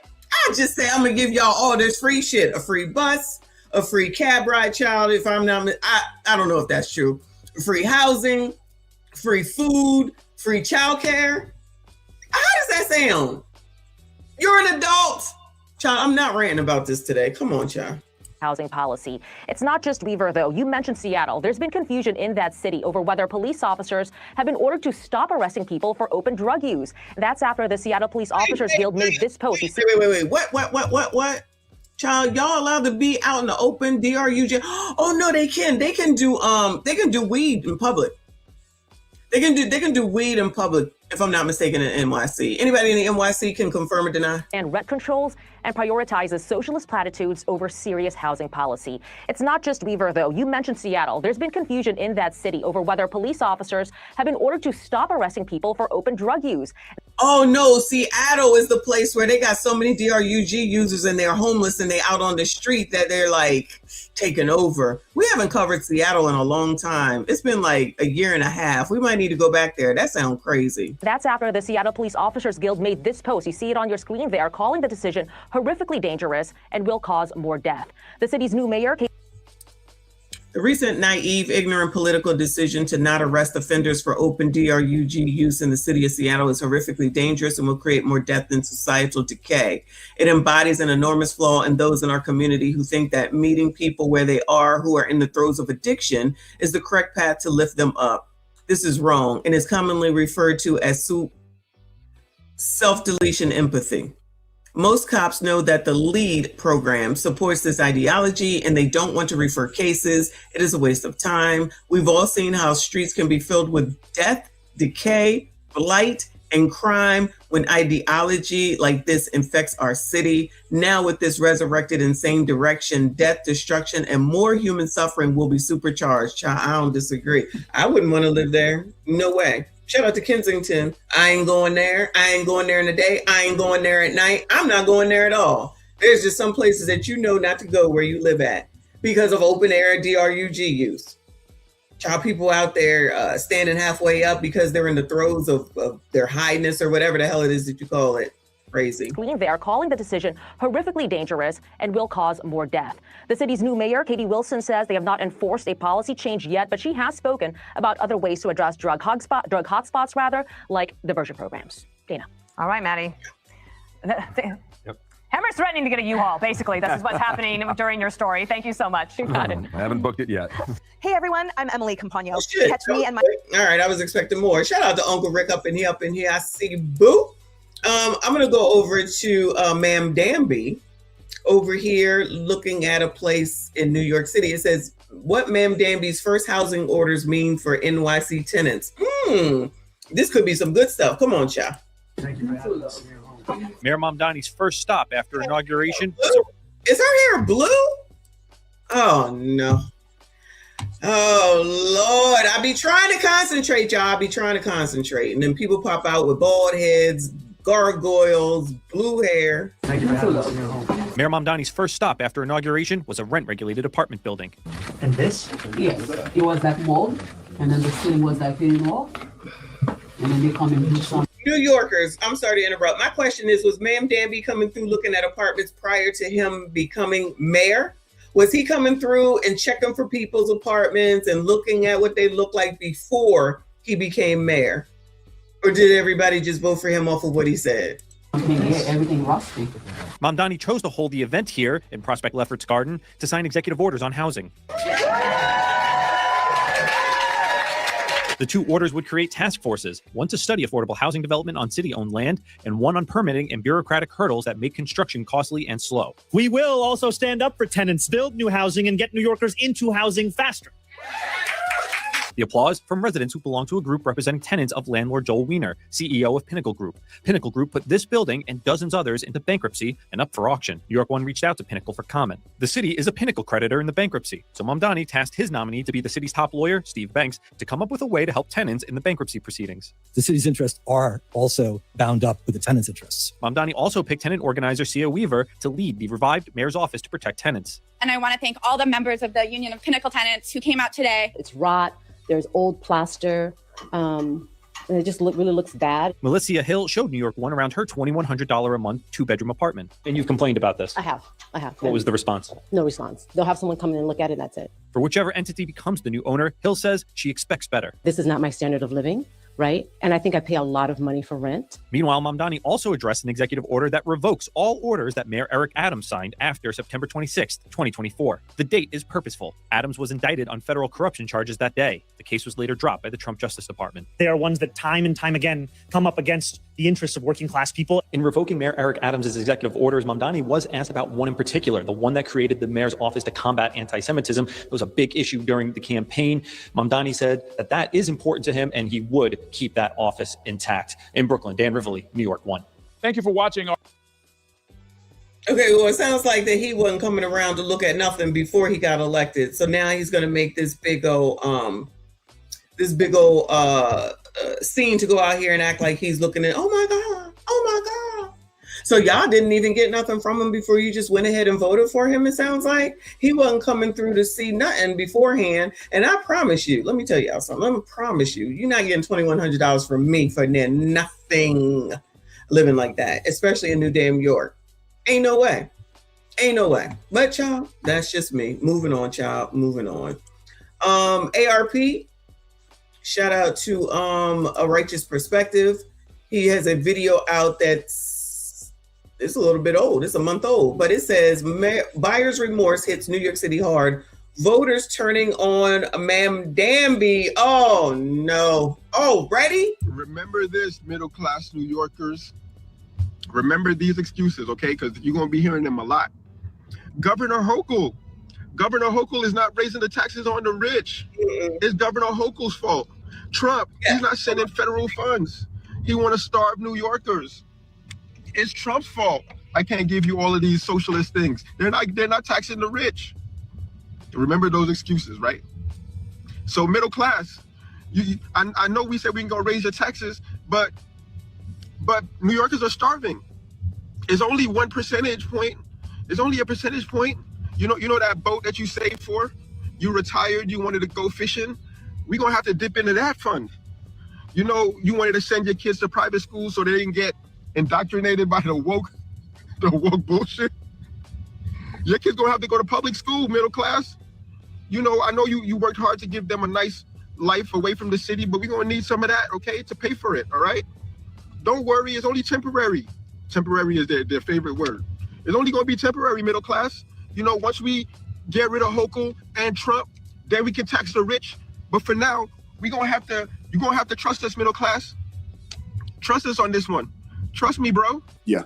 Okay. You gonna trust a person that calling you bro? Somebody will. I don't think the problem is Hochul, and you see how they love bringing Trump's name into some shit that ain't got shit to do with him. This is New York. This is all now. Ma'am Danby wanted it. He got it.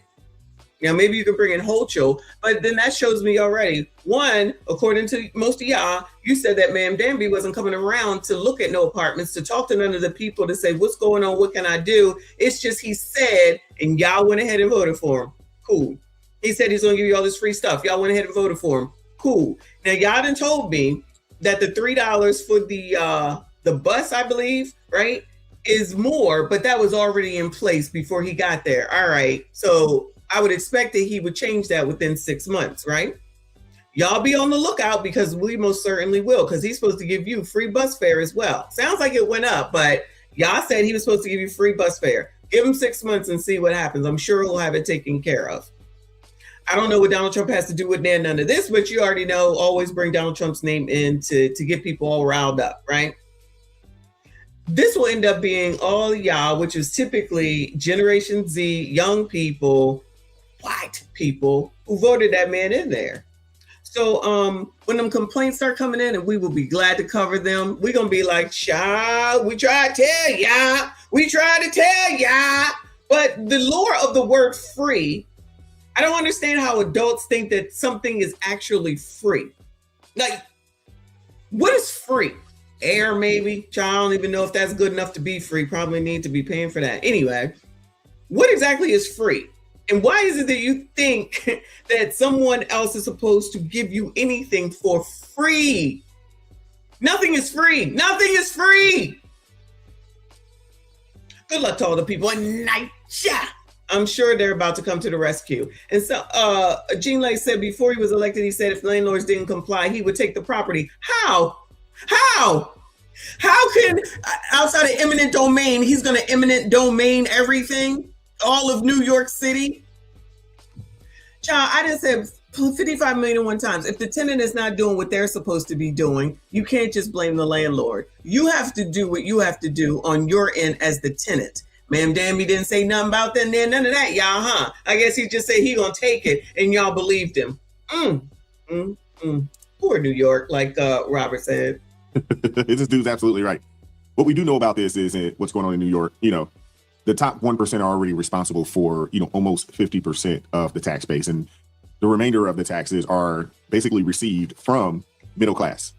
What we do know is that you have the top folks, they're getting up out of there in droves. I'm gonna share this clip with you guys because there's a lot of people, they're already putting these homes for sale. They're looking for real estate in other states. It's already happening. Now, somebody had said to me when they was talking to me one time in the last month or so that no one was going to leave. The rich people are not going to leave. The rich people have the ability to leave. The rest of these people don't, at least in a quick turnaround time. So y'all think they just gonna sit there and be like, "Child, take all my money. It's all right." I don't think so. I don't think people work or do whatever it is that they do legally in order to obtain their money and just give it away to anyone else. I know a lot of people like to think that what is it, Robin Hood or Peter Pan, that robbed the rich and paid to the poor. That's just not how it works. That is a fantasy. That is not real. It just don't work that way. I'm just saying. Anyway. And the lower middle class and the middle class, those are going to be the people that's poors, fake poors. He's just not saying it like me. There's the poors, shout out to the poors, the fake poors, middle class, and then everybody else, the richity rich, okay? Shout out to ARP for just saying it in a different way. He's saying the same thing. Going to suffer because you're going to have some people that say, hey, I don't ever want to leave New York.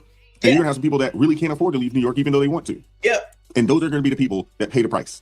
Yep. It's unfortunate, but let's continue down this rabbit hole here. Hit that like button, share the video, subscribe to the channel. Let's keep going. Some New Yorkers are thinking of packing up and getting out already. They call it the Mamdani migration. The New York Post is reporting that real estate agents are getting flooded with phone calls. Luxury real estate agent Ryan Serhant told the Post that his #1 job will be moving people from New York to Florida again. And based on the results, clients are going to hold off on making any kind of investment in New York City. I got to say this. If you are a New Yorker, you are planning to leave, please leave your politics in the city and state of New York. Don't go south with your foolishness. Don't do it. Lydia Moynihan knows all about this. She's a financial correspondent at the Post and broke this story. Lydia, I had a bunch of my friends over the weekend when they saw this. Because they said, Laura said, we ain't giving no money up. I don't know what's wrong with y'all. Y'all done gone somewhere.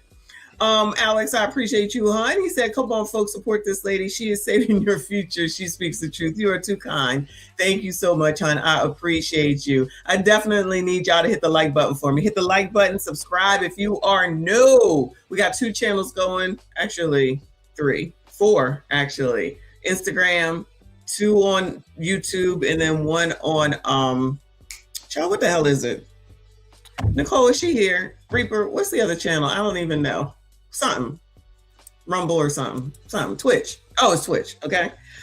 So hit the like button for me, subscribe. That would be amazing. Thank you also so much for hanging in there. I appreciate you. This coming saying, oh my goodness, I wish I sold last year. This is a nightmare. How could this be happening? So is this Mamdani migration a real thing?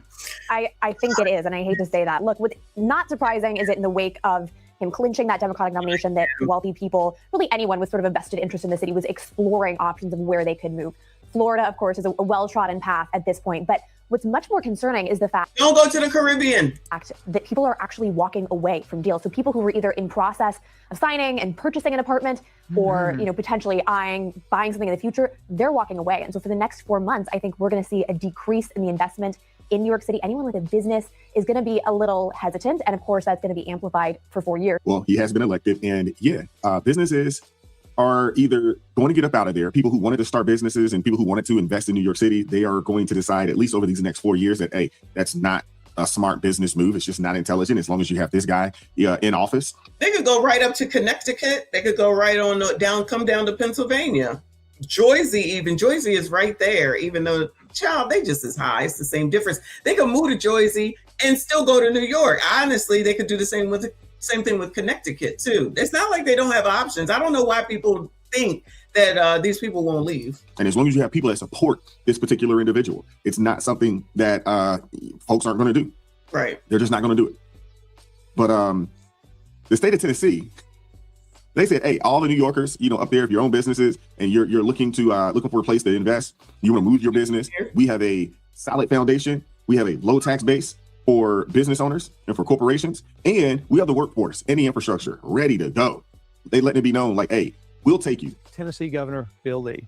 In light of the recent election results, I thought it might be a good time to remind you that Tennessee is the best state in the country for doing business. If you are a New York City business owner and you don't like the direction your city has headed, I have a message for you that Tennessee is open for business. We have one of the strongest economies in the country. We have one of the lowest tax bases in the country. We have a workforce that is ready for any industry, a workforce that is ready to meet the needs of your company. And our Department of Economic and Community Development is ready to help you make a move right now.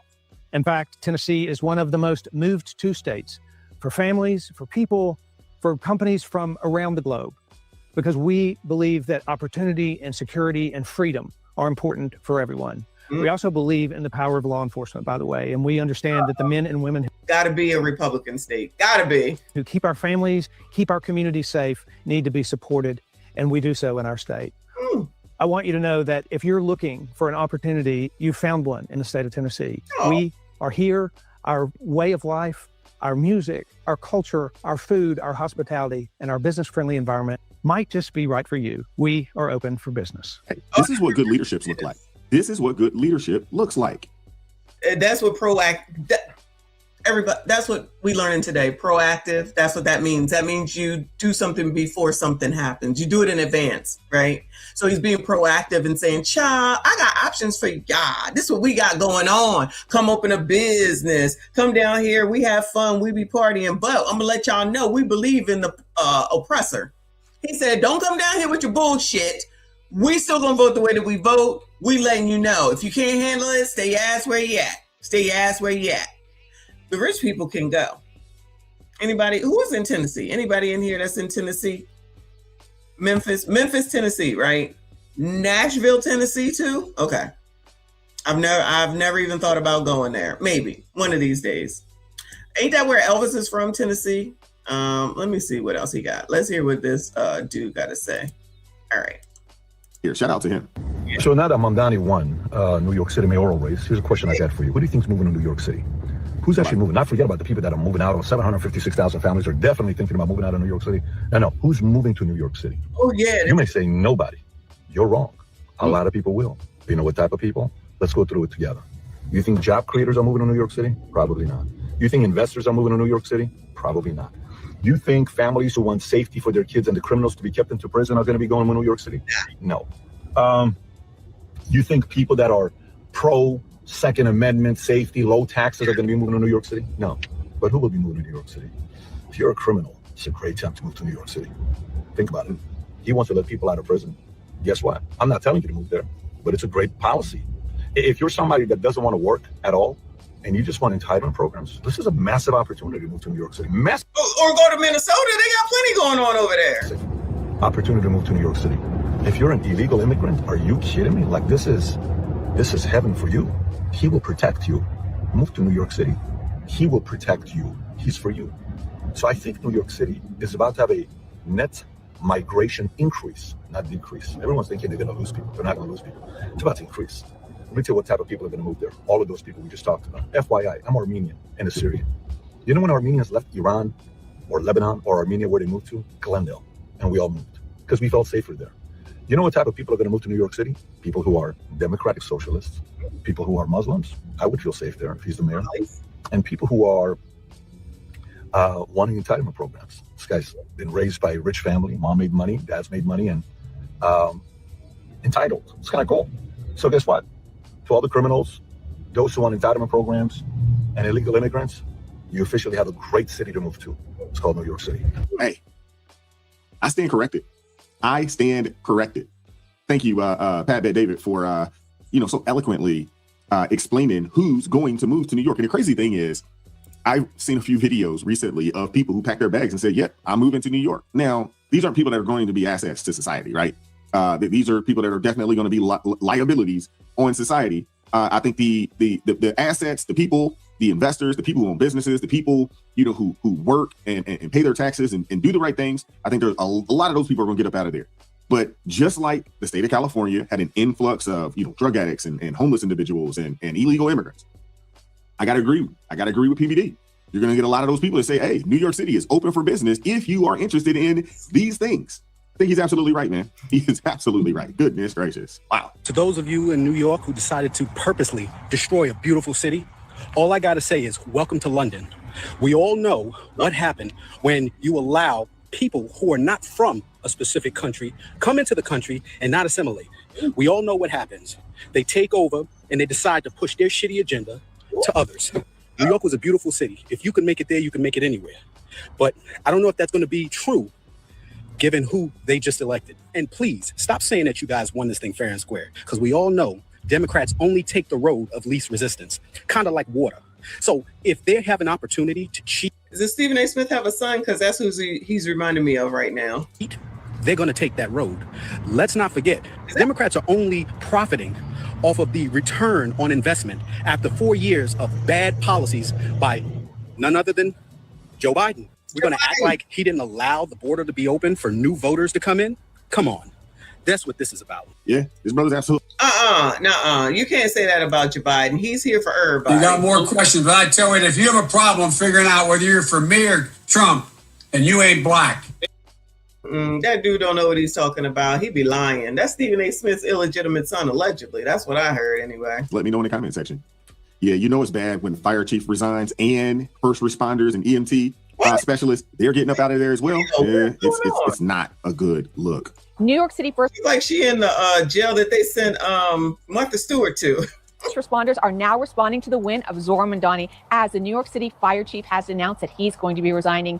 In Houston, Texas, they're attempting to recruit NYPD officers. They're saying, NYPD officers, if you're disgusted with the win of Zohran Mamdani, come join us. Many people living inside. I did not know this was going on. They trying to get the cream of the crop, child. They said, child, we got options for you. New York City are actually fearing the NYPD will be heading out of New York City. One NYPD officer said, "Why should we live in a city where the mayor and the people who elected this mayor openly hate the NYPD?" Then he said, "It's cool though, when bad things happen in New York City, let them bring the social workers in and let's see how that works out." Then he says, "Remember, elections have consequences." Yes, New York City was definitely a defund the police city. Elections have consequences. We all know that Zohran Mamdani has said over and over again that he wants to defund the police. He wants to disarm the police. He's even been seen in protest yelling at police.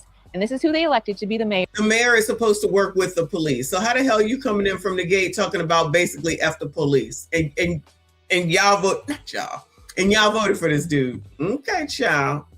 Because they like free stuff. Of New York City. Are NYPD officers going to be fleeing out of New York City, heading to Houston, Texas?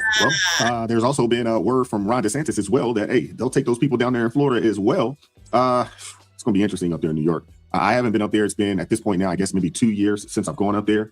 And the last time I was up there, it was bad. I can only imagine what it's going to be like over the next 2 to 3 years. If this dude really implements the policies that he would like to implement. Holy smokes. My wife has flat out told me I never want to go back up there again. And I'm in agreement, with her on that. It's not a city that I ever want to visit again. And it was one of those places, man, that I would, travel up to pretty frequently. But, my last experience there, man, it just really put a bad taste in my mouth. It was just not good. It wasn't fun. And yeah, and the people that she's talking about, the people that this young lady right here is talking about, the folks who, voted this dude in, yeah, this next lady. The people that voted him in, because we saw the stats, shout out to CGA, were Generation freaking Z. The laziest generation, if you hear, tighten it up. The laziest generation to ever be born are the ones that voted that man in. They came out. They came out. ABCDs, y'all already know. They want the free stuff. They want to be able to do what they want to do. They want to be able to just lounge around, just be influencers, don't do anything. Somebody else takes care of it. They want to live, y'all, like people, like we lived during the pandemic. These people want to live like we lived during the pandemic. But the part that they missed, maybe because they were children at the time, I don't know, is the part where the laws and the rules was saying, you ain't got to pay, but later on you got to pay. You gonna have to pay. You ain't got to pay now, but you gonna have to pay. And then it was time to pay. It was like, oh, no, that's not fair. It's a racist, or it's not fair, or it's this, it's that, it's somebody else's fault. No, it's your fault because you didn't read the rules, but you were certainly taking that money. You were certainly taking that extra. You were certainly taking that unemployment. You was taking that max unemployment and that $600 on top of it for a weekly basis, and you wouldn't pay rent. You wouldn't pay the electric bill. Electric bill wasn't giving you no fees, no late fees, no interest fees, no type of fees, but it was getting bigger and bigger and bigger. And you ain't taking in none of that money to pay that shit off, but you was allowing Amazon to be this huger, and yes, I said huger, corporation than what it was before. Now y'all mad at all the money that Bezos has. Y'all did that shit. Y'all know damn well you had daggone Amazon in your neighborhoods like they freaking lived there. Y'all know damn well y'all had Amazon coming through y'all's neighborhoods like they lived there. Amazon people that was doing deliveries during the pandemic had to be making hand over effing fists. Y'all know any here? They had to be making hand over fist. They should be rich. All the stuff that was being bought.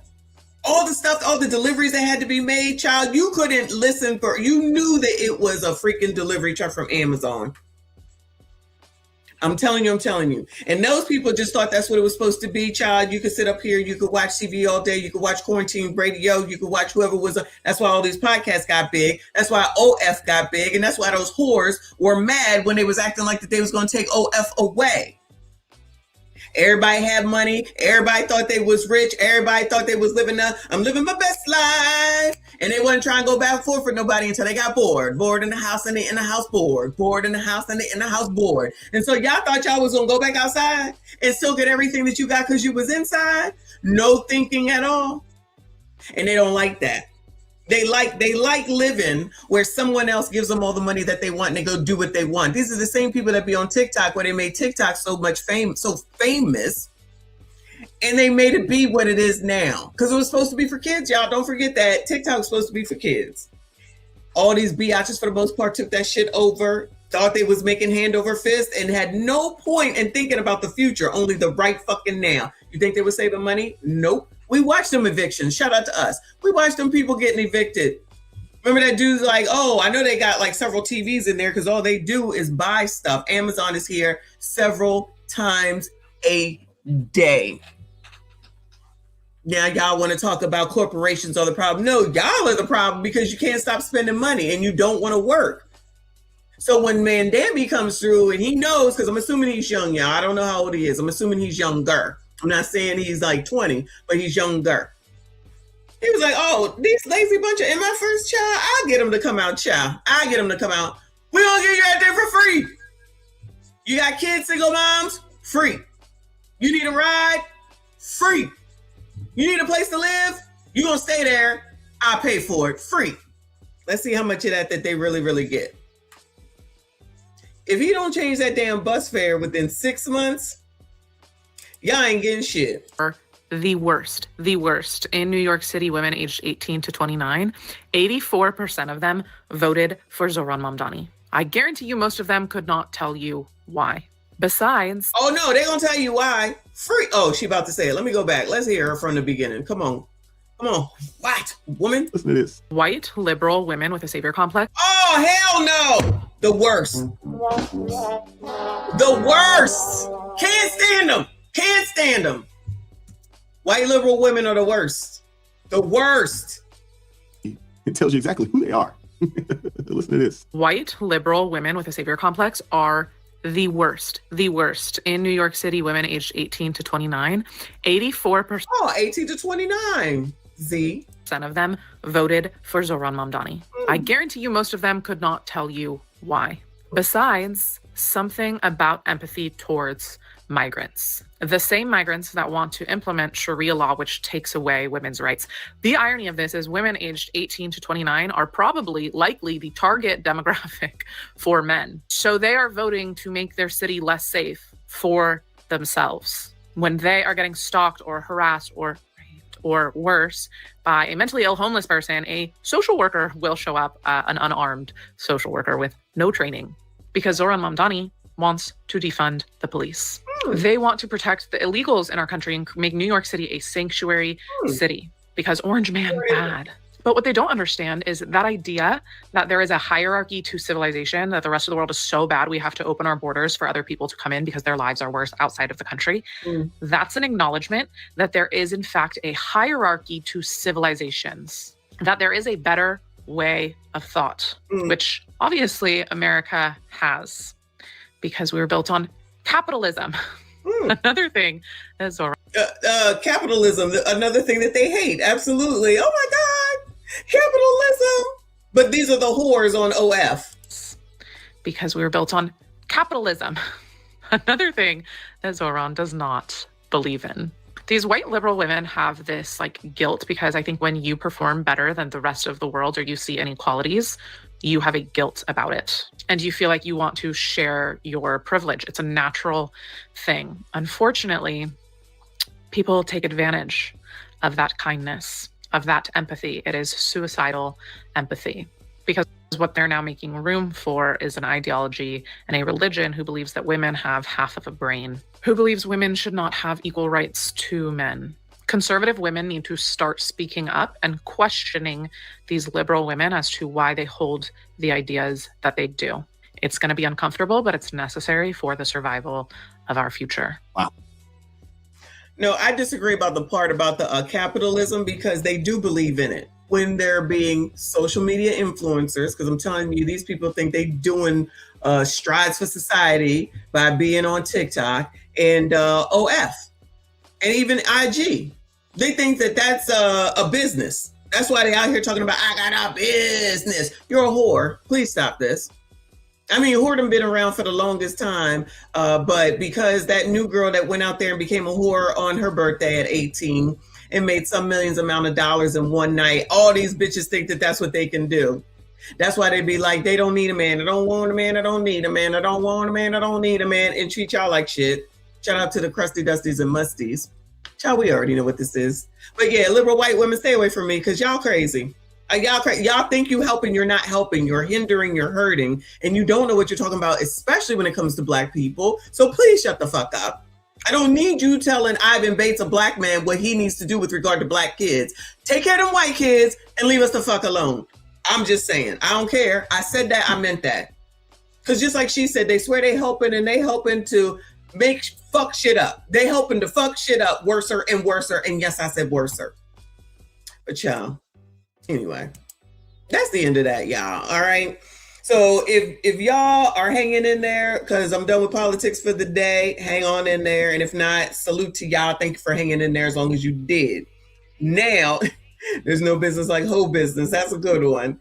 Now I'm moving on to the CGA that I couldn't get to yesterday. Okay. So that's where we going for those that want to hang and hear what he had to say. So shout out to Coach Greg Adams. He is back from his 3-week trip through Asia, I believe that's what it was, right? He was hanging out with all the women's over there, child, having a good old time. I didn't even know if he was coming back, honestly. But he had some words to say. Well, he thought this is how this started. When he was over in Asia, Anton made a video about Passport Bros. I forget. Passport Bros ain't ish. They need to grow up. They're ex-traffickers, something like that, right? And so all his people was sending him the video or whatever, saying he's talking about you, like he's low-key talking about you. Now, I personally think that he was talking about Floyd, Floyd Wallace motherfucking Jr. Y'all, for those that know, you know. I believe that's what Anton was directing that to. And from what we learned earlier, maybe some other people that he already had issues with. You know what I'm saying? It was not about CGA. I don't even know if he knew he was away. I don't even know if he knew he was away.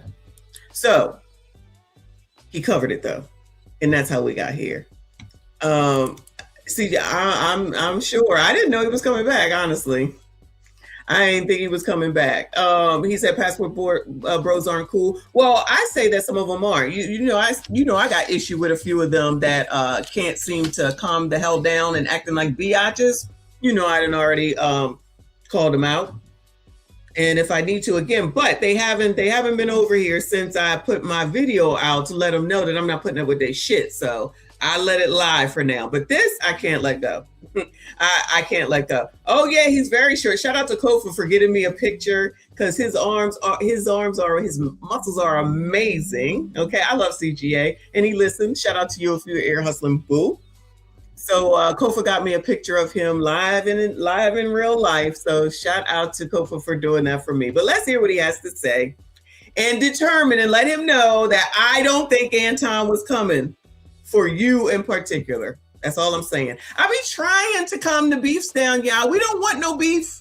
We can all live. Let's all live. Okay. Phoenician. All right. I knew it would do that. Every man knows this. Hold on. Especially. Hold on. Let me see if the timestamps are in here. Hold on, because it started it all over. Oh, good, it does. Here we go. Was Anton Daniels sneak distance CGA traveling to Asia? We got another segment here, and then let me see if I can pull up that video with Anton Daniels with his thumbnail. Okay, let me see here. We got it here. Let's see if I can go to his channel. He's got several channels. Shout out to Kaylin. Kaylin says monogamy doesn't really help either, or an intermediary or a person that gives you access to sex outside of your wife when she fails to perform her duties. So you can even up the ante there. She might even child, viewer discretion is advised. I'm gonna tell y'all that right now. Viewer discretion is advised, child. And look the other way. She might even engage in her own salacious type of activities outside of your range or realm. So I believe as a person, I'm a person that believes that traditional relationships and marriages are probably the best for society. Andrew Wilson kept bringing that point up. However, if you look at the way things need to work and where the relationships fall apart, it is falling apart economically, and the fact that women cannot do it all by themselves. They often need other women to help them raise kids in a house. They need other women. J-Lo says women are the prize because they can do these things, but often need other women to assist them to complete the process. Or why the hell does J-Lo need help with anything? She's a millionaire. Girl, shut up. If you don't have the economics, they need the husband to chip in to complete the process. How are you the prize in that case? Let me not get ahead of myself. Okay. Anyway, Chris says, welcome back, coach. We missed you, Paul. That's the only way to keep your sanity. That's for sure. All right. That's the only way to keep your sanity. But yeah, I think we have great expectations for human beings. I think human beings are fallible. I think they're goofy. I think most human beings are ignorant severely. So I don't put much trust and faith long-term with human beings. I don't care if it's man or woman, but I typically, almost 100%, pretty much 100% are going to deal with a woman romantically. So I don't put much faith in women holding up their end of the bargain because they just can't do it. I don't think they're built for it. They don't handle stress well. They don't make decisions well when they are with information or without information. So in my position, I don't put my trust and faith in that. Even a woman that is somewhat supportive, a Gucci man wife type of woman, it's hard for her to make decisions by herself. All right. And so she's always going to need a powwow, a group meeting. She's always going to need to run it by you. What women are great at and what young men are great at, they're good at making decisions after the information is presented. Okay. So after the fact, 2020 vision, young men, you're great at this too. Once you see the results, you're good at making decisions at, I would have chose to do this. Well, that's obvious. After. Well, the decision's already made. The situation's already happened. What do you do? What do you do now? Everybody can know what to do after the fact. Right. Hindsight is 2020. But when you're having to make decisions right in the present, typically young men and women of all ages fall right here. This is where you fail in life. This is where loser men fail in life. You'll watch a person work for 5 and 10 years and they'll start seeing the results, right? They'll sow what they reap. They'll reap what they sow. They'll put in the work and then you'll say it was lucky. Meanwhile, you didn't did shit with your life, and now you got the same result. Shout out to Brandon. Welcome back, coach. Thank you for the education lesson and the streams of excellence. He says, you become as constant as time. I'm here with you in your, I'm here with you guys in your walk through life. I'm almost the complete total package, which means in effect, when people find me now, I rub them the wrong way. And men who actually, you know what? This actually is going to be the part where he talks about how people come for him basically and act like he just got lucky with all of his successes. And anybody that's been following him for longer than me, which has only been about 3 years or so, said that he used to be homeless, sleeping in his car, and he didn't have anything. He got his wife divorced him and took the kids. Like, he'd been through a lot, and he's now taking a 3-week vacation and was in Asia and can take the time to do that and handle all of his ish. He's got plenty going on, and people want to act like it just fell into his lap, which that's what people do. Which he's similar to Anton from this perspective. You know what I mean? Because Anton has definitely come up in the last 2 years. I'm not saying that he didn't have money before, but he's definitely come up even more in the last 2 years, just like Coach Greg Adams has as well. So they made that shit happen because he's going to say, like many of y'all always say, ain't nobody going to help men. They're going to have to figure it out for themselves. are seen as successful and have everything, all the trappings in life, it's hard for me to sell the struggle. But the people that have walked with me and see me go through the struggle and through the fire, you know what you're looking at right now. You're like, this guy went through this and got here. Mm-hmm. That's motivation. But many people find me now with a G-Wagon and a Porsche, and they're like, who's this fucking guy? He got lucky. The only way he's successful because he's on YouTube. He's never had problems in his life. He's Uncle Tom, and he's a sellout. Cool. But you didn't see me go through the fire of the struggle. This is why I can't build an audience now, because I'm out here talking shit. Even to the people who struggle, I was like, I struggle too. Fuck you. Yeah. I had to make decisions. I had to sacrifice things. I had to not go out. I had to not party. You want to party and live and then still win. I'm like, I didn't do all that. That's definitely Generation Z. And that's the other thing when we be watching these people with their TikToks and then people come through talking about, you shouldn't talk about them. No, they should keep their business to themselves. You want someone to talk about you, or you would leave that shit to your damn self. Nah, you just want someone to say, no, fuck you. You are an adult, which makes this shit going on in Minnesota and New York City and all these other places half damn crazy, sitting up here think that you're ever going to go anywhere when you're dependent on someone else to give you shit for free. But child, all these people know everything. They got all the answers. Cool. When you get up on this internet, because you will, and you whining and complaining, and we talking about your ass, shut the hell up. Because we all got issues. We all got problems. We all just don't voice it all. See, people don't think that far ahead. They just think, oh, you're this and you're that, because he's talking just like me. Oh, you think you're this, you think you're that. Yes, I do. Yes, I do. I live in the same economy as you do. I just don't come out here and complain about it. I adjust. I make changes. Because, Lauren, this is what I'm saying. Generation Z thinks that life is supposed to be happy. Many women think that life is just supposed to be roses all the time. Happiness all the time. Which is why the divorce rate is so high. Because as soon as there's strife, they leave. That's not how it works. You should be trying to work it out. I'm not talking about knocking your head between the washer and the dryer. I'm just talking about somebody left their socks on the floor and you don't like it. They left the toilet seat up and you fell in. I'm just using those lighthearted things, for example. People were getting divorced over the fact that somebody voted for Trump as opposed to voting for Cam. The wife goes and divorces him. That's ridiculous. That's crazy ass ridiculous. You're not going to tell me what to do when it comes to who I vote for. That's why there's a curtain. First of all, I don't have to tell you. And second of all, I can vote for whoever I want because we're free to do that shit around here. You know what I'm saying?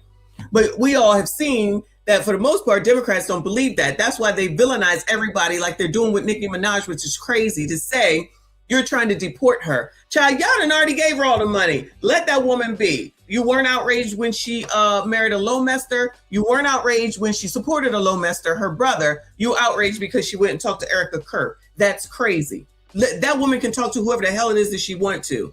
Don't support her if you don't like it. But all this, now there's a petition to get her deported. Y'all sound crazy. Anybody signing that, if you hear, you crazy.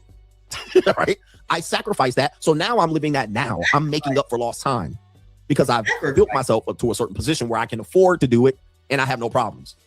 And I can afford to be with your daughters and your nieces and your cousins and them. And I can go have fun across the 7 seas. So now you're looking at a complete package. So it's hard to sell that. Now he grifted. Dudes will call me a grifter. Meanwhile, I done made all these layers. I've given you the blueprint of life and gave you all the motherfucking layers and laid it down right in front of your face. But you think I'm not supposed to win. I showed you how to do this shit. And I showed you in real time. You know, I was having that conversation with the guy on the money mindset. He was trying to do the whole thing and then sell the package afterwards. I was like, nobody's gonna buy the result. Nobody's gonna look at you. They want to see you go through the fire. They want to see how you build it up. They don't want to see that you did it. Once they know you did it, they're like, okay, that's the end of the story. They want to go through it with you. They want to see you lay it down. Okay. They want to see how you make the sacrifices, what you did, and then they want to see if you actually gonna win at the end of it. And they'll stick around for years watching you. And then they fucking watch you win, and some men will cheer you on and be like, damn, he made it. I'm ready to do it. And some men will be like, I can't believe this nigga end up winning. I was rooting against him the whole fucking time. I hate this nigga. You're seeing it now. All right. Men that never moved the needle. They doubted my strategies. They said it wasn't going to work. And now it's working. And them motherfuckers is either hating, mad, or they quiet. It's hard for them to understand that you have to make sacrifices and risk and take risks and go through trauma. You guys watch me 100% go through a legal lawsuit. Have you ever watched a guy in real time go through a lawsuit over 2 years? You guys watch me do it live. You watch process servers ringing my doorbell, calling my phone. You've seen me go to court hearings. You've seen the lawsuits, me hiring lawyers, me saying, I just paid my lawyer $10,000 today. Who remembers that? Y'all sending me donations and I'm like, yep, I had to pay my lawyer 10 grand. Like, y'all saw this shit in real time, but I had it easy. It wasn't rough for me. You saw me demonetized 14 times in real time. Come back the next day like nothing happened. All right, it is what it is. Fuck it. You watch one. That is a lot of a difference for a lot. Okay, not all. A lot of difference between women and men. They got to keep going. I just be on the internet complaining, saying, begging, beg talk, it's not fair. And Generation Z grandmoms or Generation X grandmas won't help me watch my kids while I go party in Miami. Saying dumb shit like that. No, you had those kids. You take care of them. I'm not watching your kids so you could go party. It's not even like these dummies say to go to work so they could go party for the weekend. That is so freaking selfish. You had those kids, make them your priority and take care of them. No. Who you so old? I am. And I've already raised kids, okay? So I got no empathy for none of y'all. And your parents don't want to watch your crumb snatchers because if they wanted to watch crumb snatchers, they would have had more. You were enough. You take care. Go find that person you had that kid with. Have them help you. Y'all know that's you can't say that. That's worse than saying Donald Trump to saying go talk to the person you had the kid with. That's crazy talk today. These people are crazy. Everybody's supposed to give them everything. Child, give me a break. That's what I need. One channel get demonetized. Another channel. You guys are watching it in real time, but I got lucky. It was easy for me.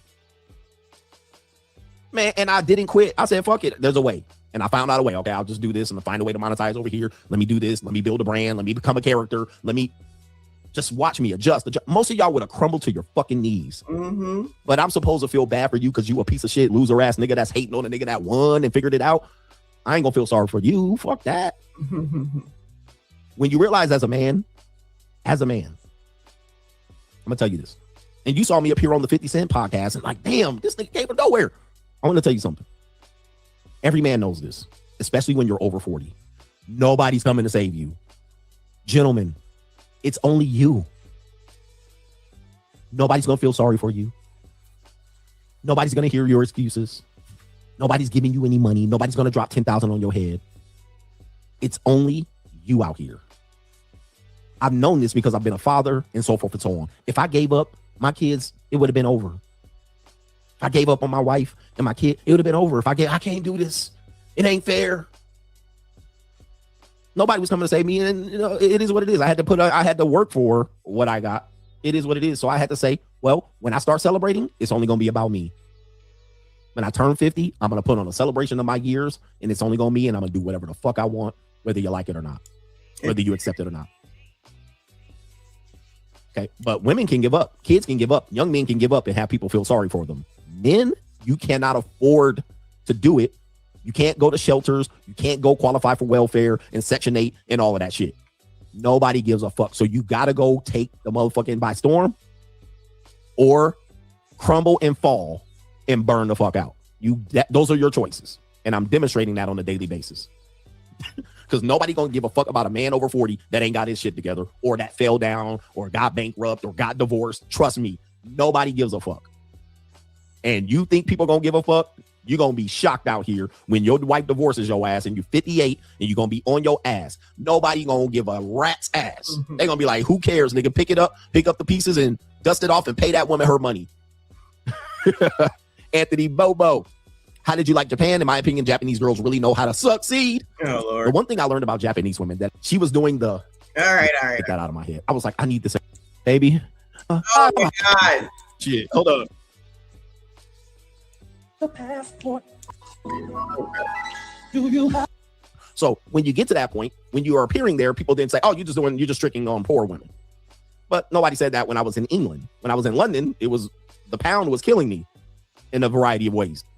So when it comes to this travel idea, and I want American people to know, the passport bros have yet to make a significant impact.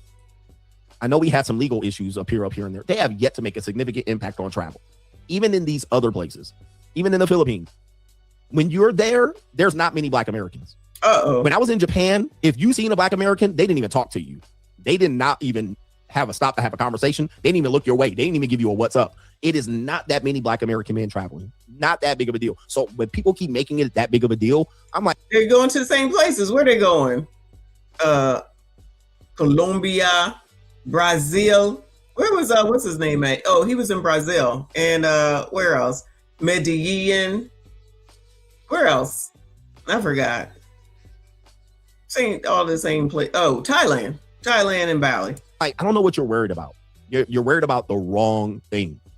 It's not that great of numbers. There's more Indian niggas traveling than there are Black men. There are more Indian niggas than begin with. But Indians, Russians, even in Pattaya, which you guys consider and maybe picture it just being a sex show, which it is. A lot of families were there. A lot of families, a lot of people from European countries, husbands, wives, families with young daughters, older daughters. It was very much a family vacation in the trip, even though it was a goddamn sexcapade everywhere, left and right. And a lot of fathers were walking down the street with their daughters, showing them what was going on. And it's mostly families in Pattaya. It's not, and that little strip that you see at Soy 6 is a small part of Pattaya. It's a very small part, but it is a part of it. It is a reason why people travel there. And them Indian niggas them piss me off. With that being said, a lot of people get views on this passport thing, kind of scaring men into travel from the traveling, or what they consider traveling for sexual purposes. Okay, which does go into the conversation. Anton Daniels has been talking about a lot. It's on his mind. Minister Jap continues to make content about it, even though it's a small fraction of men that do this. Not even 45% of men have their passports at all in the United States, let alone Black men. All right, I would roughly say it's not even 10% of Black men that even have a passport in their possession. But what happens is men create this scarcity wherein we find that women have a model of selecting men, but it is the men that create the scarcity amongst the other men. The Andrew Wilson thing, okay, where he has the wife that has children by multiple men. Men then say, don't date single mothers. Y'all know damn well y'all say that. That's y'all. Yes, y'all. Don't date single mothers. You know, you can't. Y'all supposed to be SYCBMing it up. We haven't talked about that in a while. Let me get back to that. Y'all supposed to be SYCBMing it up, and you're not doing it. That's why you got these women out here. They don't know what to do. Shout out to LC. We'll see you next time. You don't know what to do. You're supposed to go ahead. Yeah, stand up and take these women. No, it's SYCBM. See, y'all be messing around. You hear what Coach is saying. Andrew, whatever his name is, Wilson, talking about no single mothers and then married one. Y'all just be lying. That creates scarcity, because then you look at the Black community and say, well, a lot of the women have children by the time they're 30. Now you have to say, well, if we're going no single mothers, then that knocks out a lot of women out of mate selection. That creates scarcity. Then the next thing we'll say something like is interracial relationships. Okay, don't date someone that is not your race. So you're trying to date. Okay, I'm not going to date a single mother, but I met this woman she's a Filipina, or she's white, or she's Latina. Me personally, Lawrence, I think he's saying do whatever the hell it is that you can afford to do and make yourself happy instead of listening to other people. That's what I took out of it. He's addressing Anton allegedly only because he thinks that Anton made the video about him. And I really don't think, I'm positive that's not who the video was about. I think Anton made a video similar to why I made the additional video, because they were talking about when we're using the name Passport Bro in the title, that we was talking about them. I'm only talking about you if you think I'm talking about you. So it sounds like you might be feeling guilty because I'm talking about whoever the hell it is I'm talking about. Don't use the name Passport Bro. I'm sorry, did you get that name copywritten somewhere? Because if you didn't, then I'm thinking you need to shut the fuck up, because you control nothing over here. So that, not you, Boo, but I'm just saying that's what I think that he was addressing here, in my opinion. Oh man, you a sellout. So they'll even give you a strike for interracial dating, but you're trying to not even date a single mother. So then you'll date a snow bunny. Oh, you a snow bunny, you snow bunny chaser, creating more scarcity. Another model of scarcity, age. You can't date a 18, 19, 20, 21, 22, older than 5 years, older than 10 years. Then they start knocking you out of the box related to the age of women you date, creating even more scarcity. So I don't date a single mother. I date a black woman, but she's 20 years younger than me. Oh man, look, you would think women are the ones coming up with this, but it's men. Men. You dating these young women, it could be your daughter. If you come around dating, if that was my daughter, I would fuck you up, I would beat you up.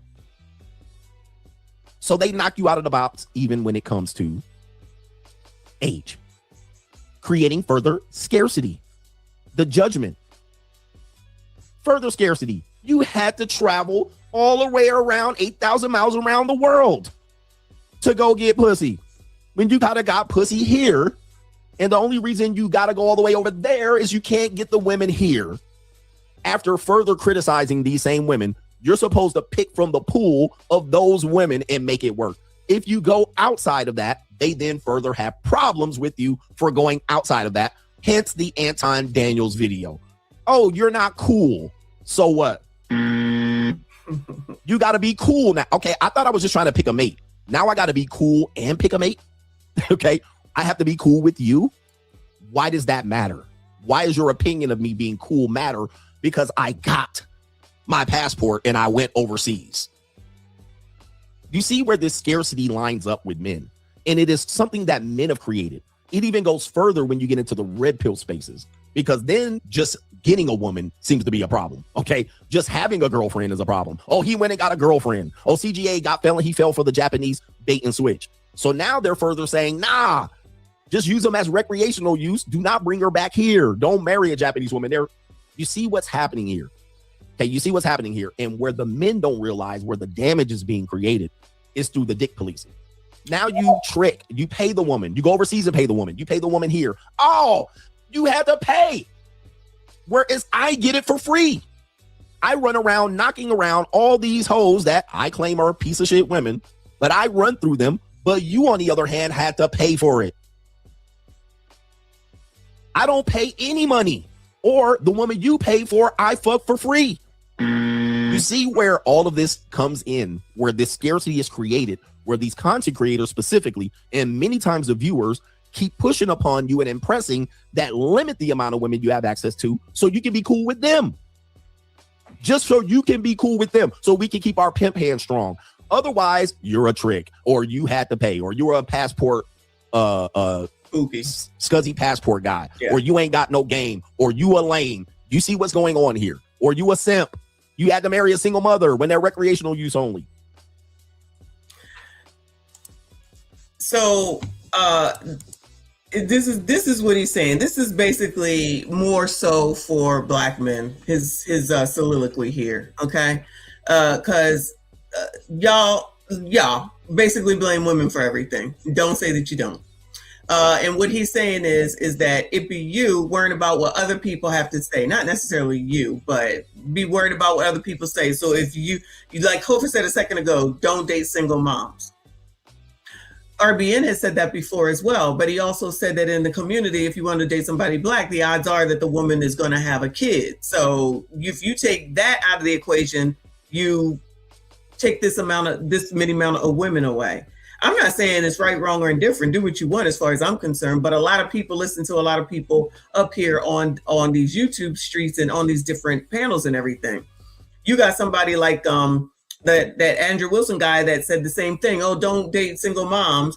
And he married one. Because I say all the time, everybody up here lying.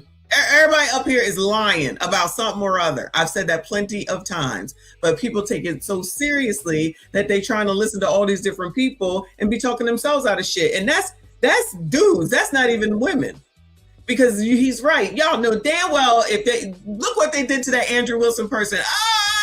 Look what they did to Donovan Sharp when they found out that not only that she was saying that her daughter was her niece or something, or he was saying that the daughter was the niece. He went and married her, and that's a single mom. And I've heard him talk about don't date single moms, like all this shit, like all these things. Trying to listen to all these different people, and you talk yourself out of it. You be down to who? 2 people? He's right. People that go over to different countries. Oh, you got to buy it. What are we talking about? There's whores here. There's whores here on OF all day, half the night. Who paid for them for the most part? Married white men pay for OF people. We've seen all that mess. I just feel like, first of all, I've always been a person that don't care about what other people think. Clearly, with all the shit that we talk about around here, right? Other people be worrying about what people got to say. Child, if you just like if you date an older woman, oh my God, you just date an older woman, or she must be paying for you. Why does it have to be that? Just like people still thinking that Sierra is doing something wrong. She married Russell, gave him in 55 million kids. They still together. They still trying to act like it's an issue. Child, when is it ever going to not be an issue? They're together. They're happy. Like, why are people waiting for the downfall of Sierra? Because she had a kid with Future? Child, these hoes be having kids with the same dummies over and over and over again, and people still support them. Child, these dummies be getting caught up with the same women. That Stephon Diggs person having all these damn kids. Cardi B still over there. She now a baby mom by him. Well, wife baby mom, I guess. But it's like, what the hell? What, like, all these damn stipulations to do what? To have some dude care? That's what y'all are doing, allegedly. That's what he's saying, and I see it. I absolutely see it. I can't do this because such and such said, and or if it's she's too young. What is it? If the dude is with some woman that's younger, it's okay. But if it's a dude that's with a woman that's older, it's not okay. What are we talking about? What are we talking about? Maybe those people just happen to care for each other, but some people will care about what other people have to say on the internet, and you can't be worried about that. Like you gotta, what is it called, y'all? Chew the meat and spit out the bone or something like that. Child, you got to filter through this shit. You got to filter through all of this shit. You know what I mean? Because even sometimes CGA says some things and I just be like, you know what? I got to stop because that's enough. But that doesn't mean that, I can't stand them or anything. That's not true. Everybody can have whatever their opinion is. Just like if you're here, you don't like what I'm saying, that's all good. That's not going to make me change my mind about what I feel or what I think. Just leave. You don't have to be here. But I promise you, whoever I'm with or not with or whatever, that wouldn't be nobody's decision. It would only be mine. But there's a lot of people that will say, you can't do this, you can't do this, and they will talk about you, make fun of you, which is basically what he's trying to say about that thumbnail. They're thinking that it's directed at him. And again, I just don't think that that's the case. And I don't even think that I would consider CGA a passport bro. I just think he went on vacation. So we've just seen all these dudes that are all sensitive by way of what just happened to Floyd Wallace motherfucking Jr. We making videos talking about that, and they all up in their feelings. I'm sorry, when I listen to y'all talk about black women, because I am a black woman, do you hear me saying anything to y'all? Do you hear me getting offended in your comments? Do you hear me saying anything to you about that? I don't say shit. So you can't do the same? There's some sensitive ass motherfuckers around here. That's the point. I know it to be true. But he gonna say it, I'm gonna go ahead and I'm gonna co-sign it. He's absolutely right. There's people who sit up here and as these men that they're supposed to be such hard men and masculine frame can't even handle a difference of an opinion. Oh, I don't like Messi because she said, fuck you. I don't give a fuck. I'm still gonna say it. And I'm still gonna say it. You already know how I feel about biatches, but it'd be enough of you sassy straights that just be not necessarily right here, but some of y'all be full of shit. I don't give a fuck. You come for me, I'll be glad to come for you. But, you know, you do whatever it is that you want. You say whatever it is you want. You feel however it is that you want. You sitting up here saying all this shit, and in actuality, in reality, you worrying about all these motherfuckers that at the end of the day ain't got shit to do with your life. It correlates the same thing to Donald fucking Trump. All these people that are allowing their lives to be maneuvered by a fucking man that don't know you, you don't know him, and at the end of the day, you need to get out here and get your shit together and do what you got to do for you and yours. But you want to listen to motherfuckers tell you that you got to be worried about him for reasons that you don't even have to be worried about him about.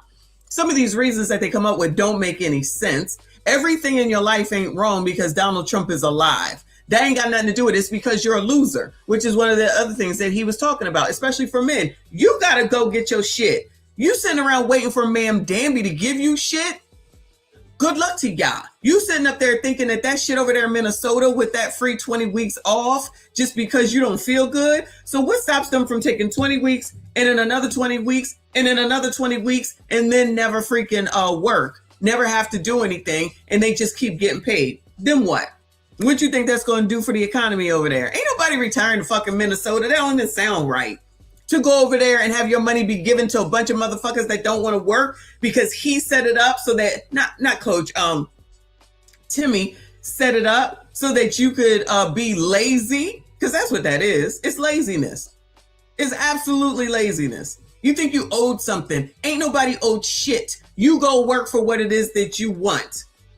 I ain't say take it. I ain't say steal it. I said you go work for what it is that you want. And where it got to the fact that people shouldn't have to work is I don't get it. I will never get it. I'm Generation X. We fucking work. We're going to do what has to be done in order to get to where it is that we need to be and not be on this internet whining, crying, and dry begging like they do over there on damn TikTok. So if he sat there and did that this man was living in his car at one point. This man was living in his car at one point because his wife divorced him. I don't know the reasons. I just know that she said, I'm divorcing you. And like he said, don't nobody care. Don't nobody want to help. Don't nobody give a damn about men, which is what y'all have said, okay? Don't nobody give a damn about men. Ain't nobody going to help no men. Nah. And then y'all got to figure the fuck out. That's all he's saying. I agree with him 1,000. I agree with him 1,000% with everything that he's saying with regard to this right here. And I don't think that, I think that there would be a lot more happier people if they just went and did what they wanted to do, regardless of what somebody else says, because none of them bodies are taking care of you, feeding you, or fucking you. So I don't understand why anybody would give a damn any damn way. You could also not get up on this here internet and tell anybody your damn business. That's also a thing. I'm just saying, but that's just me. Anyway.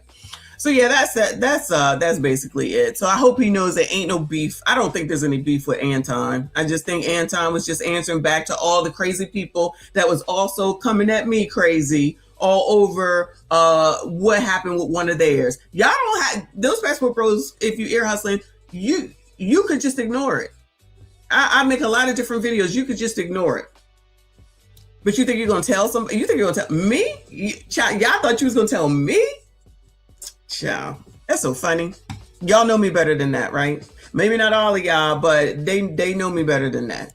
I'll talk about whatever. I don't care. All right. But shout out to CGA and his journeys and from where he started to where he is. And the same thing for Anton, as far as I'm concerned. I know a lot of people don't like Anton. That's fine. But I think he has done a lot and continues to do a lot and is very helpful to others if they want the information, because that's the other thing. And then I'm done. If you don't want to get the information in order to improve your own shit, that's a you problem. And you deserve to be where you at. So if you're in the same spot where you are today in 2027, that's a you problem. So if you want to live in and think that Ma'am Dammy is going to help your ass and you still there complaining about the same shit next damn year, that's a you problem. Period, point blank. All right. Anyway, y'all, 3 hours. All right. Here come Ms. AB bringing up the rear. I see you, boo. Anyway, shout out to all of y'all for hanging in there. I appreciate you. Shout out to everyone that donated. Thank you so much. Make sure you hit the like button, subscribe if you are new. I don't know if I'll be on tomorrow, even though it's White People Wednesday. If not, it might be a lunch show. We'll see. All right. So have the notifications on. Shout out to y'all again. I appreciate you. No outro. I am going to find something to eat. I appreciate y'all. I see you all in the next.